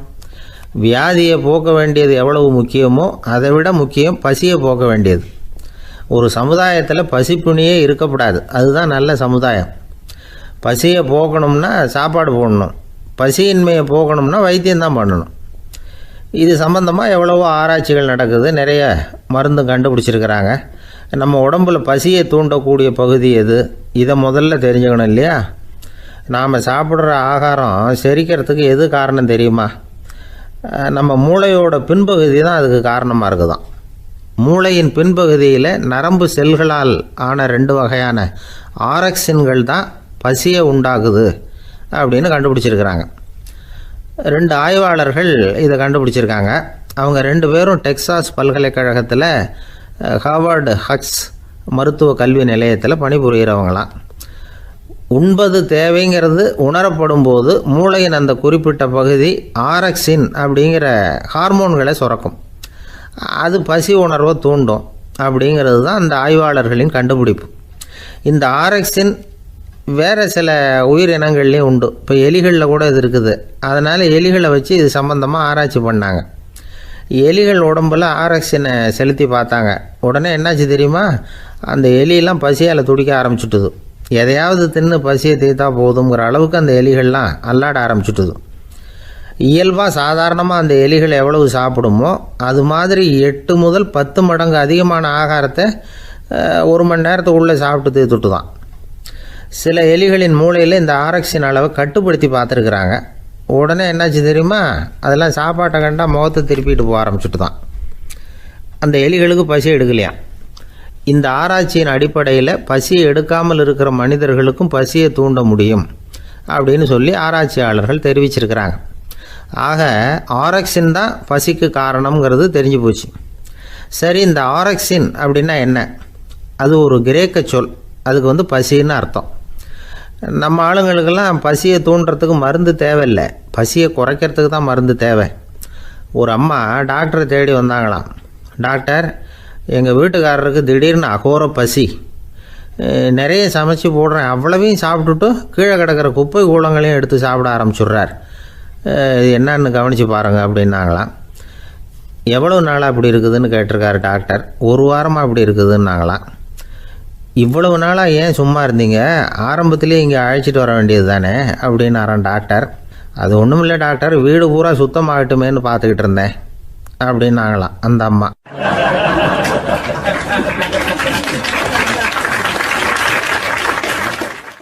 ஒரு ஊரில் ஒரு மன்னர் இருந்தார். அழகான அரண்மனையில் அவர் இருந்தார். அந்த அரண்மனையை விட அழகாக ஒரு மாளிகையை அந்த ஊர்லேயே வேற ஒருத்தன் கட்டியிருந்தான். அப்படி கட்டி முடித்ததில் அவனுக்கு ரொம்ப பெருமை. எத்தனையோ செல்வந்தர்கள்லாம் வந்து பார்த்துட்டு, இந்த மாளிகையை விலைக்கு கொடுத்துட்றியா, எவ்வளவு விலை சொன்னாலும் சரி நாங்கள் வாங்கிக்கிறதுக்கு தயாராக இருக்கோம் அப்படின்னு சொல்லி கேட்டு பார்த்துட்டாங்க. நான் இதை விற்கிறதுக்கு தயாராக இல்லை அப்படின்னு சொல்லிவிட்டான். அவ்வளவு சிறப்பாக கலை அம்சத்தோடு அதை கட்டி முடிச்சிருக்கிறான். அதுவே ஒரு பெரிய அரண்மனை மாதிரி இருந்ததுன்னா பார்த்துங்களேன். சுற்றிலும் அழகான பூந்தோட்டம். ஒரு நாள் அவன் எங்கேயோ வெளியூர் போயிட்டு திரும்பி வந்துக்கிட்டு இருக்கிறான். அப்போது அந்த மாளிகை தீப்பெட்டி எரிஞ்சிக்கிட்டு இருக்கு. பதறி போட்டான். விலைக்கு கேட்டவங்க யாராவது இதை செஞ்சுருக்கணும், இல்லைன்னா மன்னரே செய்த சதியே என்னவோ, இப்படிலாம் அவனுக்கு சந்தேகம். ஒரு மூலையில் உட்காந்து அழ ஆரம்பிச்சிட்டான். அந்த சமயத்தில் அவனுடைய மகன் அங்கே ஓடி வந்தான். அப்பா அழாதீங்க, இதை நான் நேற்று ராத்திரியே நம்ம ஊர் மன்னருக்கு விற்றுட்டேன். இதை கட்டி முடிக்க நமக்கு எவ்வளவு செலவாச்சோ அதை போல் 3 மடங்கு விலைக்கு விற்றுட்டேன், கவலைப்படாதீங்க. இதை விட அழகான மாளிகையை நாம் புதுசாக கட்டிக்கலாம்னா. இதை கேட்டதும் அழுதுகிட்டு இருந்தவன் அழுகையை நிறுத்தினான், சிரிக்க ஆரம்பிச்சிட்டான். இதே இடத்த நான் மன்னர்கிட்ட இருந்து விலைக்கு வாங்குவேன், இதை விட அழகான மாளிகையை கட்டுவேன் அப்படின்னு சுற்றி நின்று எல்லார்கிட்டையும் சொல்லிக்கிட்டு இருந்தான். இந்த சமயத்தில் அவனோட இளைய மகன் ஓடி வந்தான். அப்பா, அண்ணன் சொன்னதெல்லாம் சரிதான், மன்னர்கிட்ட விலை பேசினதெல்லாம் உண்மைதான், ஆனால் விற்றது பேச்சு அளவில் தான். இனிமே தான் பத்திரம் வாங்கணும், எழுதணும், நீங்கள் கையெழுத்து போடணும், பதிவு பண்ணணும், மன்னர்கிட்ட பணம் வாங்கணும். அதுக்காகத்தான் உங்களை எதிர்பார்த்துக்கிட்டு இருந்தோம். அதுக்குள்ளே இப்படி ஆயிட்டுதுன்னா. இப்போ சிரிச்சுக்கிட்டு இருந்தவன் சிரிப்பை நிறுத்தினான். மறுபடியும் குழந்தை மாதிரி அழ ஆரம்பிச்சுட்டான். இது ஒரு சம்பவம். இதிலிருந்து என்ன தெரியுது? அந்த அழகான மாளிகை தன்னுடையது அப்படின்னு நினைக்கும் பொழுது அவனுக்கு அழுகை வந்தது. அது தன்னுடையது இல்லை அப்படின்னு நினைக்கிற போது சிரிப்பு வந்தது. மறுபடியும் அது தன்னுடையது தான் அப்படிங்கிற உணர்வு வரும்பொழுது அழுகை. எது எதிலிருந்து நீ நீங்கி இருக்கிறாயோ அது அதிலிருந்து உனக்கு துன்பம் இல்லை அப்படிங்கிறார் திருவள்ளுவர். இந்த உடம்பு என்னுடையதில்லை அப்படிங்கிற உணர்வு வந்துட்டா அது ஒரு பெரிய நிலை. அந்த நிலை வரணும். எல்லாத்தையும் பயன்படுத்திக்கலாம், ஆனால் பற்றில் விழுந்துடக்கூடாது. உலகத்தில் இருங்கள், ஆனால் உலகத்தவராக இருக்காதீர்கள். உலகிற்குள் இருங்கள், உலகம் உங்களுக்குள் வந்துவிட அனுமதிக்காதீர்கள். விலகி இருங்கள், விழித்திருங்கள், மௌனமாய் பார்த்திருங்கள் அப்படிங்கிறது சான்றோர் கருத்து. செய்ய வேண்டிய கடமையிலிருந்து விலகி இருக்கிறவர்கள் நம்மகிட்ட நிறைய பேர் உண்டு. அப்படிப்பட்ட ஒருத்தர் டாக்டர்கிட்ட போனார். டாக்டர், நான் ஒரு கவர்மெண்ட் ஆஃபீஸில் வேலை பார்க்குறேன், எனக்கு ஒரே அசதியாக இருக்குது, என்னை சோதிச்சு பாருங்கள், ஆலோசனை சொல்லுங்கள் ஏதாவதுன்னார். டாக்டர் அவரை பரிசோதனை பண்ணி பார்த்துட்டு சொன்னார், இதோ பாரு, உனக்கு இப்போ தேவைப்படுறது முழு ஓய்வு. நீ எவ்வளவு சீக்கிரமாக ஆஃபீஸுக்கு போறியோ அவ்வளவுக்கு உனக்கு நல்லது அப்படின்னாராம்.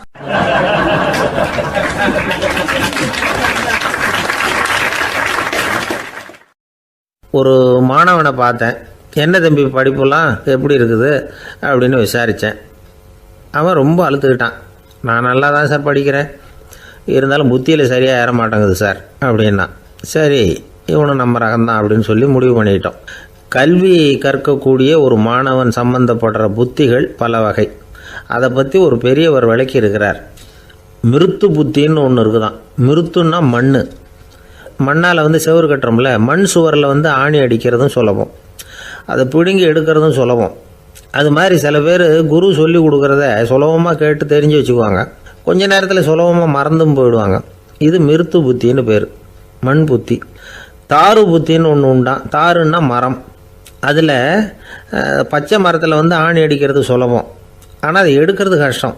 அது மாதிரி ஆசிரியர்கிட்டேருந்து கேட்டதை கவனமாக மனசில் பதிய வச்சுக்கிட்டு அதை மறக்காமல் இருக்கிறது தாரு புத்தி. பட்டை மரமாக இருந்தால் அதில் ஆணி அடிக்கிறதும் கஷ்டம், அடிக்கிற ஆணியும் சீக்கிரம் நழுவிடும். அது மாதிரி கேட்குற விஷயம் மனசில் பதியறதும் கஷ்டம். அப்படியே பதிஞ்சாலும் அது நீடிச்சு இருக்கிறதும் கஷ்டம், கொஞ்ச காலத்தில் மறந்துடும். இன்னொரு வகை புத்தி ஒன்று உண்டு, அதுக்கு பேர் சிலா புத்தின்னு பேர். சிலான்னா கல். ஒரு கருங்கல்லில் 4 துளையை போட்டு ஒரு துளையில் உளியை வச்சு அடித்தா மற்ற துளை வழியாகவும் பிளந்து கல் 2 ஆகிடும். அது மாதிரி சந்தியான இடங்களில் குறிப்பாக ஒரு பொருளை சொன்னால் அதை வச்சுக்கிட்டு மற்றதையும் தெரிஞ்சுக்கிறது, அது சிலா புத்தின்னு பேர். வேணு புத்தின்னா என்ன தெரியுமா? வேணுன்னா மூங்கில் கணுவில் ஒரு பக்கம் உளியை வச்சு அடித்தா 2 பக்கமும் பிளந்துடும். அது மாதிரி ஒரு செய்தியை கேட்டுக்கிட்டு இருக்கிறப்பவே அதோட முன்பின் தொடர்களையும் தெரிஞ்சுக்கணும், அது வேணு புத்தி. தைல புத்தின்னு ஒன்று உண்டு. தைலம்ங்கிறது எண்ணெய். தண்ணியில் ஒரு துளி எண்ணெயை விட்டால் அது தண்ணி பூரா பரவி போடுதில்ல, அது இப்படி பரவுறது மாதிரி ஆசிரியர் சுருக்கமாக ஒரு கருத்தை சொன்னால் அதை வச்சுக்கிட்டு பூரா விஷயங்களையும் தெரிஞ்சுக்கணும், அது தைல புத்தி. கற்பூர புத்தின்னு ஒன்று கேள்விப்பட்டிருக்கோம். அது எப்படின்னா, கற்பூரம் தீ பட்ட உடனே பிடிச்சிக்கும். ஆசிரியர் சொன்ன உடனே நுண்ணறிவோட பாடங்களை புரிஞ்சுக்கிறது இந்த வகை புத்தி. கரி புத்தின்னு ஒன்று. அது எப்படின்னா, கரியில் நெருப்பை வச்சு விசிறிய பிறகு அதுக்கப்புறம் அது கறி நெருப்பாகும். அது மாதிரி காலம்பரை சாயந்தர வேலைகளில் ஆசிரியர் பாடம் சொல்லி கொடுப்பார், அதை கொண்டு புரிஞ்சுக்கிறது இந்த வகை. கதலித்தண்டு புத்தின்னு ஒன்று சொல்லுவாங்க. கதலிங்கிறது வாழை மரம். வாழைத்தண்டில் தீ வைக்கிறது எவ்வளவு சிரமமோ அவ்வளவு சிரமத்தோடு கல்வி கற்கிறது கதலித்தண்டு புத்தி. இதை தவிர இன்னும் சில வகையான மாணவர்களை கூட அடையாளம் காட்டுறாங்க. ஆசிரியர் சொன்னதில் நல்லதை மட்டும் எடுத்துக்கிறவன் அன்னம். ஆசிரியர் கிடைச்ச இடத்துல பாடத்தை கேட்டுக்கிட்டு பிறகு தனியாக உட்காந்து சிந்திக்கிறவன் பசுமாடு அப்படி தானே, புல் கண்ட இடத்துல மேயும், அதுக்கப்புறம் நிதானமாக அசை போட்டுக்கும். ஆசிரியர் சொன்னதை தவிர வேறு எதையும் சொல்ல முடியாதவன் கிளி.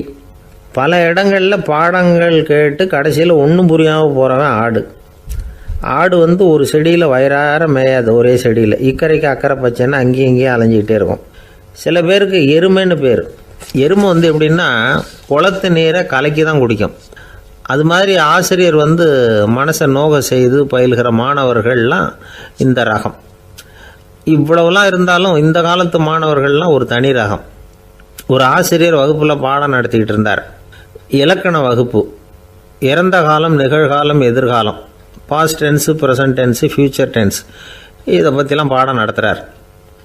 எல்லாம் சொல்லி கொடுத்துட்டு இப்போ நான் ஒரு வாக்கியம் சொல்லுவேன், அது என்ன காலம் அப்படிங்கிறத நீங்கள் சொல்லணும்னார் ஆசிரியர். சரி, நாங்கள் மாணவர்கள்லாம், நான் நாளைக்கும் பாடம் நடத்த போகிறேன், இது என்ன காலம் அப்படின்னு கேட்டார் ஆசிரியர். அதாவது நான் நாளைக்கும் பாடம் நடத்த போகிறேன், இந்த வாக்கியம் என்ன காலம்னு கேட்டார். ஒரு பையன் மெதுவாக எழுந்திரிச்சு சொன்னான், இது எங்கள் போதாத காலம் சார் அப்படின்னு சொல்லிவிட்டு உட்காந்துட்டானா.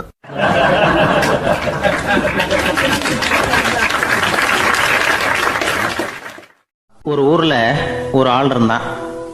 கற்பனையிலேயே காலத்தை கடத்திக்கிட்டு இருந்தான். ஒரு நாள் ஒரு மரத்தடியில் உட்காந்துருந்தான். அவனுக்கு பசிக்கிற மாதிரி தெரிஞ்சுது. உடனே கற்பனையிலேயே சாப்பிட ஆரம்பிச்சிட்டான். அதாவது எதிரில் இலை போட்டு சாப்பாடு போடப்பட்டிருக்கிறதாகவும் அதை இவன் சாப்பிட்றதாகவும் நினச்சிக்கிட்டு கையை மட்டும் வாய்க்கும் தரைக்குமா அப்படியும் இப்படியும் கொண்டுகிட்டு போய் பாவனை பண்ணிகிட்டே இருக்கிறான். தூரத்தில் இருந்து பார்க்குறவங்களுக்கு இவன் ஏதோ பலமான விருந்து சாப்பிட்டுக்கிட்டு இருக்கிறான் அப்படின்னு தான் தோணும். அது மாதிரியே பண்ணிக்கிட்டு இருந்தான். அந்த வழியாக ஒரு சன்னியாசி வந்துக்கிட்டு இருந்தார். இவனை பார்த்தார். என்ன இவன் இப்படி பண்ணிகிட்டு இருக்கிறானே அப்படின்னு நினச்சாரு. கொஞ்ச நேரம் அவனையே உத்து பார்த்துக்கிட்டு இருந்தார். இவரை பார்த்ததும் அவன் இன்னமும் சுவாரஸ்யமாக சாப்பிட ஆரம்பிச்சிட்டான். அப்பப்பா, என்ன இது, இந்த குழம்பு இவ்வளவு காரமாக இருக்குது, என்னுடைய நாக்கே எரிஞ்சு போடும் போல இருக்கே அப்படின்னு சொல்லிக்கிட்டு பக்கத்தில் ஒரு குவளையை எடுத்து தண்ணி குடிக்கிறது மாதிரி பாவனை பண்ணுறான். அப்பாடா, இப்போ கொஞ்சம் பரவாயில்ல அப்படின்னு சொல்லிக்கிட்டு குவளையை கீழே வைக்கிறது மாதிரி ஒரு பாவனை பண்ணுறான். சன்னியாசி பார்த்தார். என்னப்பா, சாப்பாட்டில் காரம் அதிகமோ அப்படின்னார். ஆமாம் சுவாமி, ஞாபகம் மறதியில் கொஞ்சம் மிளகாய் அதிகமாக சேர்த்துக்கிட்டேன் அப்படின்னா. சரி சாப்பிடு அப்படின்னு சொல்லிட்டார். அவன் சாப்பிட்டு முடிக்கிற வரைக்கும் பொறுமையாக உட்காந்துருந்தார். அவன் அப்பாடா அப்படின்னு சொல்லிட்டு மறுபடியும் தண்ணியை எடுத்து குடித்தான். எல்லாம் கற்பனையிலேயே. அதுக்கப்புறம் சன்னியாசி பேச ஆரம்பித்தார். இதை பாருப்பா, உன்னுடைய கற்பனையை நான் மெச்சுறேன். இருந்தாலும் உன் சாப்பாட்டில் ஒரு இனிப்பையும் வச்சுருக்கலாமே, ஏன் மிளகாயை அளவுக்கு அதிகமாக போட்டுவிட்டு அவஸ்தைப்படுறேன் அப்படின்னார். அவன் யோசிக்க ஆரம்பித்தான். அதுக்கப்புறம் இவர் சொன்னார், இதை பாருப்பா, இனிமேல உன்னுடைய கற்பனையும் உயர்ந்ததாக இருக்கட்டும் அப்படின்னு உபதேசம் பண்ணிவிட்டு போனார். எப்பவும் உயர்வை பற்றியே சிந்திக்கணும். உயர்வு கிடைக்கலன்னா கூட அப்படி சிந்திக்கிறத நிறுத்தப்படாது அப்படிங்கிறார் திருவள்ளுவர். உள்ளுவது எல்லாம் உயர் உள்ளல், மற்ற அது தள்ளினும் தள்ளாமை நேர்த்து. ஊக்கம் இல்லாமல் உலகத்தில் வாழ்ந்து பிரயோஜனம் இல்லை. அதனால் உயர்வாகவே சிந்திக்கணும். அது நம்மளை ஊக்கப்படுத்தும். இது பெரியோர் வாக்கு. இந்த உலகத்தில் கற்பனையிலேயே வாழ்கிற சில கஞ்சர்களும் உண்டு. அதாவது 2 கஞ்சர்கள், 2 பேரும் பக்கத்து ஊரில் இருந்தாங்க. பொங்கல் சமயம் ஒரு கஞ்சன் தன்னுடைய மகனை கூப்பிட்டான். இதை பாருப்பா, பக்கத்து ஊரில் என்னுடைய நண்பன் ஒருத்தன் இருக்கிறான், அவனுக்கு பொங்கல் பரிசு ஏதாவது கொடுக்கணும். நான் ஒரு 4 ஆட்டுக்குட்டியை தரேன், நீ கொண்டுகிட்டு போய் கொடுத்துட்டு வந்து விடுறியா அப்படின்னு கேட்டான். சரி, நான் புள்ள ஒரு பைய கையில் எடுத்துக்கோன்னா. அவன் எடுத்துக்கிட்டான். இந்த ஆட்டுக்குட்டி பிடிச்சிக்கோ அப்படின்னு சொல்லி ஒவ்வொன்றா போடுறேன் பார் அப்படின்னு சொல்லிட்டு 1 2 3 4 அப்படின்னு எண்ணிக்கிட்டே வெறும் சைகையாலேயே ஆட்டுக்குட்டியை பிடிச்சி போடுறது மாதிரி பாவனை பண்ணிகிட்டு இருக்கிறான். அவன் பிள்ளையும் அதை ரொம்ப அக்கறையாக வாங்கிக்கிறது மாதிரி வாங்கிக்கிட்டு அந்த பையை தூக்கிக்கிட்டு அடுத்த ஊருக்கு போகிறான். இவன் அங்கே போய் சேர்ந்த நேரத்தில் அந்த கஞ்சன் ஊரில் இல்லை, எங்கேயோ வெளியில் போயிருக்கிறான். அவனோட புள்ள மட்டும்தான் வீட்டில் இருந்தான். இவன் அவன்கிட்ட, இதை பாரு, எங்கள் அப்பா உங்கள் அப்பாவுக்கு ஆட்டுக்குட்டி கொடுத்து அனுப்பியிருக்கிறாரு, பிடிச்சிக்கோ அப்படின்னு சொல்லி பாவனையிலேயே ஒவ்வொன்றா எடுத்து அவங்ககிட்ட கொடுத்துட்டான். அவனும் வாங்கிட்டான் வாங்கிறது மாதிரி. அப்புறம் சொன்னான், சரிப்பா, நானும் பதிலுக்கு ஏதாவது ஒன்றுகிட்ட கொடுக்கணும் இல்லையா, அதனால் அந்த பையை பிடி, ஒரு 10 எலுமிச்சம்பழம் தரேன், பதிலுக்கு அதை நீ எடுத்துகிட்டு போ அப்படின்னு சொல்லி கையாலேயே ஒவ்வொன்றா எடுத்து போடுறது மாதிரி பாவனை பண்ணிவிட்டான். அவனும் ரொம்ப நன்றி அப்படின்னு சொல்லிவிட்டு அதை வாங்கிட்டு போயிட்டான். கொஞ்ச நேரம் கழித்து வெளியில் போயிருந்த அப்பங்காரன் திரும்பி வந்தான். உள்ள சொன்னான், அப்பா, உன்னோட நண்பர் அவருடைய மகன் மூலமாக உனக்கு 6 ஆட்டுக்குட்டி கொடுத்து அனுப்பியிருந்தார், நானும் பதிலுக்கு ஒரு 10 எலுமிச்சம்பழம் கொடுத்து அனுப்பியிருக்கிறேன் அப்படின்னா. எப்படிடா கொடுத்தேன்னு கேட்டார் அப்பா. இப்படி தான் கொடுத்தேன்னு சொல்லி சைகையிலேயே காட்டினான். இதை பார்த்ததும் அப்பங்காரனுக்கு பயங்கரமாக கோபம் வந்துட்டுது. பலார்னு அரைஞ்சுட்டான் பையனை. ஏன்ப்பா அரைஞ்ச, 10 எலுமிச்சம்பழம் கொடுத்துட்டேனே அப்படிங்கிறதுக்காகவா அப்படின்னு கேட்டான். அது கூட பரவாயில்ல, நீ காட்டுற சைகையை பார்த்தா ஆரஞ்சு பழம் சைஸுக்கு இருக்குதே, அவ்வளவு பெருசாக ஏன் கொடுத்த, அதுதான் எனக்கு கோபம் அப்படி.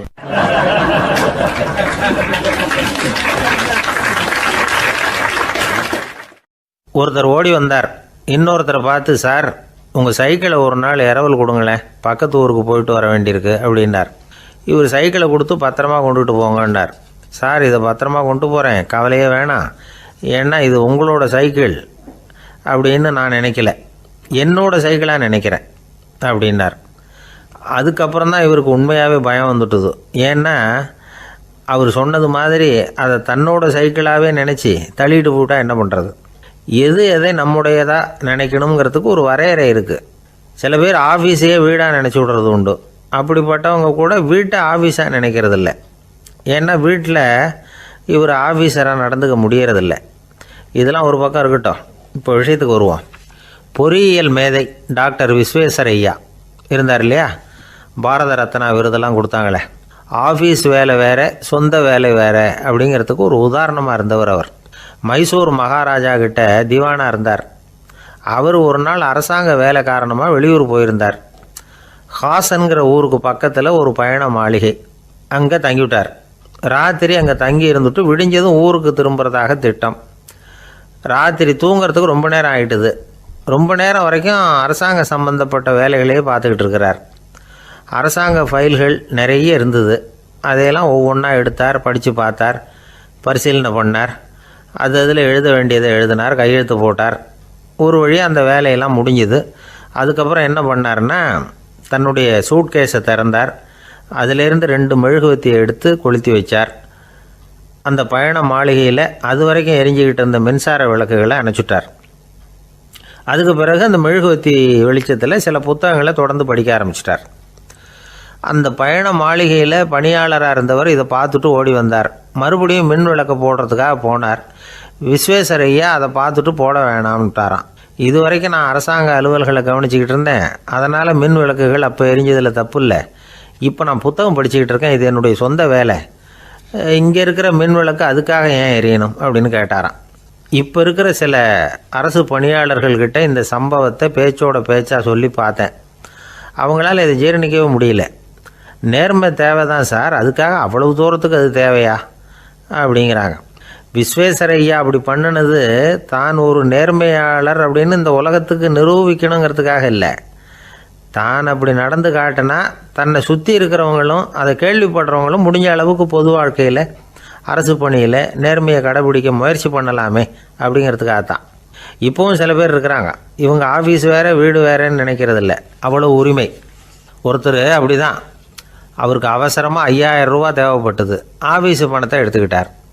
அந்த நேரம் பார்த்து ஆடிட் வந்துட்டுது. ஆப்பிட்டுக்கிட்டார். விசாரணை நடக்குது.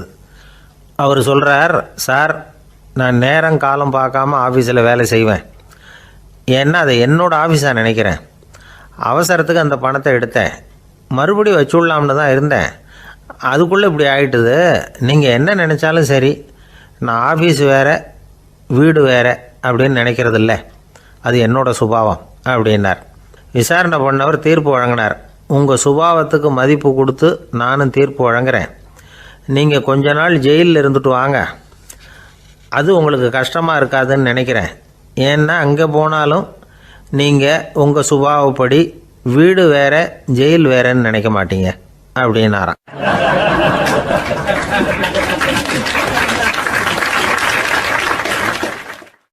ஒரு நண்பர் யாருக்கோ ஃபோன் பண்ணிகிட்டு இருந்தார். அவர் பேசி முடித்ததும் நான் அவரை பார்த்து, இப்போ ஃபோன் பண்ணிங்களே, அந்த ஃபோன் நம்பர் என்ன அப்படின்னு கேட்டேன். அவர் தலையை சொரிஞ்சுக்கிட்டார், ஞாபகம் வரலன்னார். சரி சார் அதை விடுங்க, உங்கள் மனைவி பேர் என்ன அப்படின்னு கேட்டேன். மாலதின்னார். என்ன சார் இது வேடிக்கை, கொஞ்ச நேரத்துக்கு முன்னாடி பேசின ஃபோன் நம்பர் மறந்து போச்சு. எப்போவோ கல்யாணம் பண்ணிக்கிட்ட மனைவி பேர் மறக்கலை, அதை கரெக்டாக சொல்லிவிட்டீங்களே அப்படின்னு கேட்டேன். அவர் என்ன ஒரு மாதிரியாக பார்த்தார். அவர் அப்படி என்னை பார்த்ததில் ஒன்றும் தப்பு இல்லை, ஏன்னா நாம் எல்லாருமே அப்படி தானே. ஒரு குறிப்பிட்ட காரியத்துக்காக தொலைபேசியில் ஒருத்தட்ட பேசுகிறோம், அதுக்கப்புறம் அந்த எண் நமக்கு அனாவசியம், அதனால் மறந்துடுறோம். இதுக்கு பேர் தான் தற்காலிக ஞாபகம். ஆனால் மனைவி பேரை மறந்துட முடியுமா? முடியாது. அது அவசியமான ஒன்று. அடிக்கடி அந்த பேரை உபயோகப்படுத்துகிறோம், அதனாலேயும் அது முக்கியங்கிறதுனாலேயும் அதை மறக்கறதில்ல. இதுக்கு பேர் நிரந்தர ஞாபகம். சரி, இந்த தற்காலிக ஞாபகம், நிரந்தர ஞாபகம், இது 2 ஞாபக அளவுகளையும் கட்டுப்படுத்துறது எது அப்படின்னா மூளைக்குள்ளே நடக்கிற மின்சார நடவடிக்கைகள் தான். தற்காலிக ஞாபகம் ஒரு மின்னல் மாதிரி தோன்றி மறையுது. நிரந்தர ஞாபகம் ஒரு படிவம் போல் மூளையில் படிஞ்சுடுது. ஒரு சம்பவத்தின் பல பிரதிகள் மூளையில் பல்வேறு பகுதிகளிலேயும் படிகிறதுனால ஒன்று மறைஞ்சாலும் மறந்தாலும் இன்னொன்று மறையறதில்ல. இப்படிப்பட்ட நிலைமையில தான் இந்த தொண்டையில் இருக்கு, வாயில் வரமாட்டேங்குது சார் அப்படிமா. ஒருத்தருக்கு எந்த துறையில் ஆர்வமும் ஈடுபாடும் அதிகமோ அது சம்பந்தமான ஞாபக சக்தி அதிகமாக இருக்கும். தொழிலை விரும்புகிற ஒரு டெலிஃபோன் ஆப்ரேட்டருக்கு எண்கள்லாம் நல்ல ஞாபகம் இருக்கும். அது மாதிரி கவிஞர்களுக்கு வார்த்தைகள் நல்ல ஞாபகத்தில் இருக்கும். இது ஒரு பக்கம் இருந்தாலும் ஒரு மூளை எண்களை விட எழுத்துக்களை விட படங்களை ரொம்ப சுலபமாக ஞாபகத்தில் வச்சுக்குது. புரிஞ்சுக்கிற தன்மை, அனுபவம், புத்தி கூர்மை இது கூடி குறையிறத பொறுத்து ஞாபக சக்தியும் ஏறும் இறங்கும். இப்போ உதாரணத்துக்கு ஒரு பையனுக்கு படித்தது எதுவும் ஞாபகத்தில் இல்லைன்னா அவன் அதை சரியாக புரிஞ்சுக்கலைன்னு அர்த்தம். இந்த மறதிங்கிறது எந்த சமயத்தில் ஒரு பிரச்சனை ஆகுது தெரியுமா? உங்களுக்கு வேண்டியப்பட்ட ஒருத்தரை ஞாயிற்றுக்கிழமை சாயந்தரம் சரியாக 5 மணிக்கு கடற்கரைக்கு வர சொல்லிவிட்டு அந்த நேரத்தை மறந்துவிட்டா அது பரவாயில்ல, வர சொன்னதையே மறந்துவிட்டா தான் நிலைமை மோசம்னு அர்த்தம். இப்படி இருந்தால் இது சிகிச்சை எடுத்துக்க வேண்டிய நிலைமைங்கிறத புரிஞ்சுக்கணும். ஆமாம், இதுக்கும் மருந்து இருக்குது. ஆனால் மூளை குறிப்பிட்ட அளவுக்கும் கீழே இயங்குறப்போவோ இன்னொன்று சொல்லுவாங்க, இந்த நியூரோ டிரான்ஸ்மிட்டர் அப்படின்னு சொல்லுவாங்க. அப்படிங்கிற மூளை ரசாயனம் ரொம்பவும் குறைஞ்சி போகிறப்போ மட்டும்தான் உபயோகப்படும். டாக்டர் என்ன சொல்கிறாங்க தெரியுமா? மூளையை பொறுத்த வரைக்கும் அதில் ஞாபக சக்தி அதிகமாக உள்ள மூளை, மறதி உள்ள மூளை அப்படின்னு ஒன்றும் கிடையாது அப்படிங்கிறாங்க. நினைவு வச்சுக்கிறதுக்கு பயிற்சி அளிக்கப்பட்ட மூளை, பயிற்சியற்ற மூளை அப்படின்னு வேணும்னா சொல்லலாம் அப்படின்னு சொல்கிறாங்க. அதனால் நம்ம ஞாபக சக்திங்கிறது நம்மக்கிட்ட இருக்கிற பயிற்சி, முயற்சி இதை பொறுத்து தான் அமையும். ஒருத்தர் ஒரு பென்சிலை எங்கேயோ வச்சுக்கிட்டு தேடிக்கிட்டு இருந்தார். அப்புறம் என்னமோ தீவிரமாக யோசனை பண்ணி அதை ஞாபகப்படுத்தி பார்த்துக்கிட்டு இருந்தாராம். எதிரில் உட்காந்துருந்தவர் சொன்னார், பென்சிலை தானே தேடிக்கிட்டு இருக்கீங்க, அது உங்கள் வலது காதில் இருக்குது சார் அப்படின்னாராம் அவர். இதுக்கு அவர் சொல்லியிருக்காரு, பென்சிலை வலது காதில் தான் வச்சுருக்கேங்கிறது எனக்கு நல்லா ஞாபகம் இருக்குது, ஆனால் எது வலது காதுங்கிறது தான் மறந்து போச்சு அப்படின்னாராம். அவர் அதை தான் யோசிச்சுட்டு இருந்திருக்கிறார்.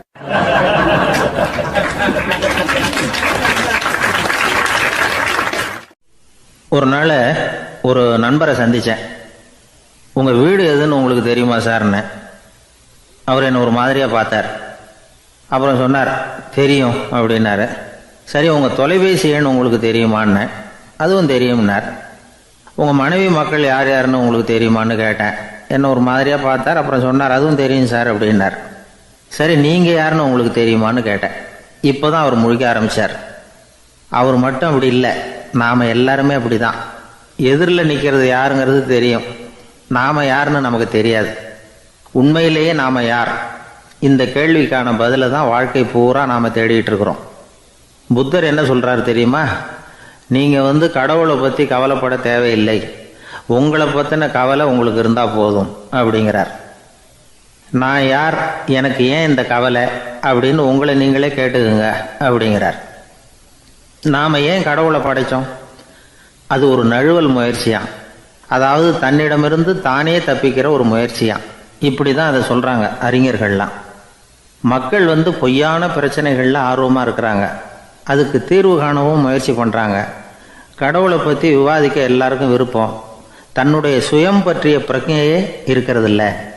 ஆகக்கூடிய விஷயம் என்னென்னா, கடவுள் சமாளிப்புக்கு பயன்படுத்தப்படுகிறார். மனவியல் என்ன சொல்லுது தெரியுமா? கடவுள், சொர்க்கம், மறுபிறவி இதை பற்றிலாம் பேச ஆரம்பிக்கிறவங்க யார் தெரியுமா? போருக்கு போகிறவன், துன்பத்தில் சிக்கி கஷ்டப்படுறவன், நோய் படுக்கையில் விழுந்தவன், இவங்க தான். நாம் அனுபவத்திலே பார்க்குறோமே இதையெல்லாம். கடவுளை துணைக்கு கூப்பிடுறவங்க யாருன்னு கவனித்து பாருங்கள். பரீட்சை எழுத போகிறவன், வேலை தேடி அலையிறவன், பண நெருக்கடியில் இருக்கிறவன், விபத்தில் சிக்கிக்கிட்டவன், இவங்கெல்லாம் தான். தேர்வில் வெற்றி பெற்றதும் அவரை துணைக்கு கூப்பிடுறதில்ல, வேலை கிடைச்சதும் அவர் துணை தேவைப்படுறதில்ல. ஏன் இப்படி? கொஞ்சம் யோசனை பண்ணி பாருங்கள். துன்பம் வருகிற போது அந்த துன்பத்தை தவிர்க்க வேண்டிய நிலையில் அதிலிருந்து நழுவி போகிறதுக்காக பிரார்த்தனை தேவைப்படுது. எல்லாம் நல்லபடியாக நடக்கிறப்போ பிரார்த்தனை செய்கிறதில்ல. புத்தருடைய வழி என்ன தெரியுமா? அந்த வழியில் கடவுளும் கிடையாது, பிரார்த்தனையும் கிடையாது. புத்தர் செய்தது இதைத்தான். அதாவது கடவுள்கிட்ட இருந்து மனிதனையும், மனிதன்கிட்ட இருந்து கடவுளையும் அவர் விடுவித்தார். புத்த மதம் என்ன சொல்லுது தெரியுமா? கடவுள் பிரச்சனை அல்ல, மனிதன்தான் உண்மையான பிரச்சனை அப்படின்னு சொல்லுது. உங்களை நீங்கள் நல்லா தெரிஞ்சுக்கிட்டா போதும், நீங்களே கடவுள் ஆகிடுவீங்க அப்படிங்கிறது தான் புத்த மதம். அதனால் நமக்கு தேவை உள்முக பயணம். நான் யார் அப்படிங்கிற கேள்வியோடு உள்ளே போகணும். அங்கே போனால் தான் தெரியும் நான் அப்படின்னு அங்கே யாருமே இல்லைங்கிறது. இதெல்லாம் புத்தர் சொல்லுகிற ஒரு தத்துவம். தத்துவம்னு சொன்னாவே நமக்கெல்லாம் அதை புரிஞ்சுக்கிறது கஷ்டம்தான். நம்ம பொறுத்த வரைக்கும் தத்துவங்கிறதுல 2 வகை உண்டு. ஒன்று தத்துவம், இன்னொன்று மகா தத்துவம். தத்துவம்னா என்ன தெரியுமா? கேட்குறவங்களுக்கு புரியப்படாது, அதுதான் தத்துவம். மகா தத்துவம் என்னன்னா சொல்கிறவங்களுக்கும் புரியப்படாது. அந்த வகையில் பார்த்தா இன்று ஒரு தகவலும் ஒரு மகா தத்துவம் தான்.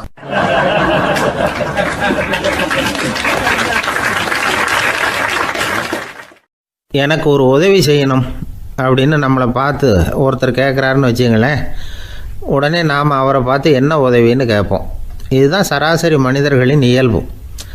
ஆனால் ஒருத்தர் எனக்கு ஒரு உதவி செய்யணும் அப்படின்னு கேட்ட உடனே என்ன உதவின்னு கூட கேட்காம சரி செய்கிறேன் அப்படின்னு ஒத்துக்கிறது இருக்கு பாருங்கள், அது கொஞ்சம் அபூர்வம். அந்த காலத்தில் ஒருத்தர் இருந்தார். அவர் எப்படி தெரியுமா?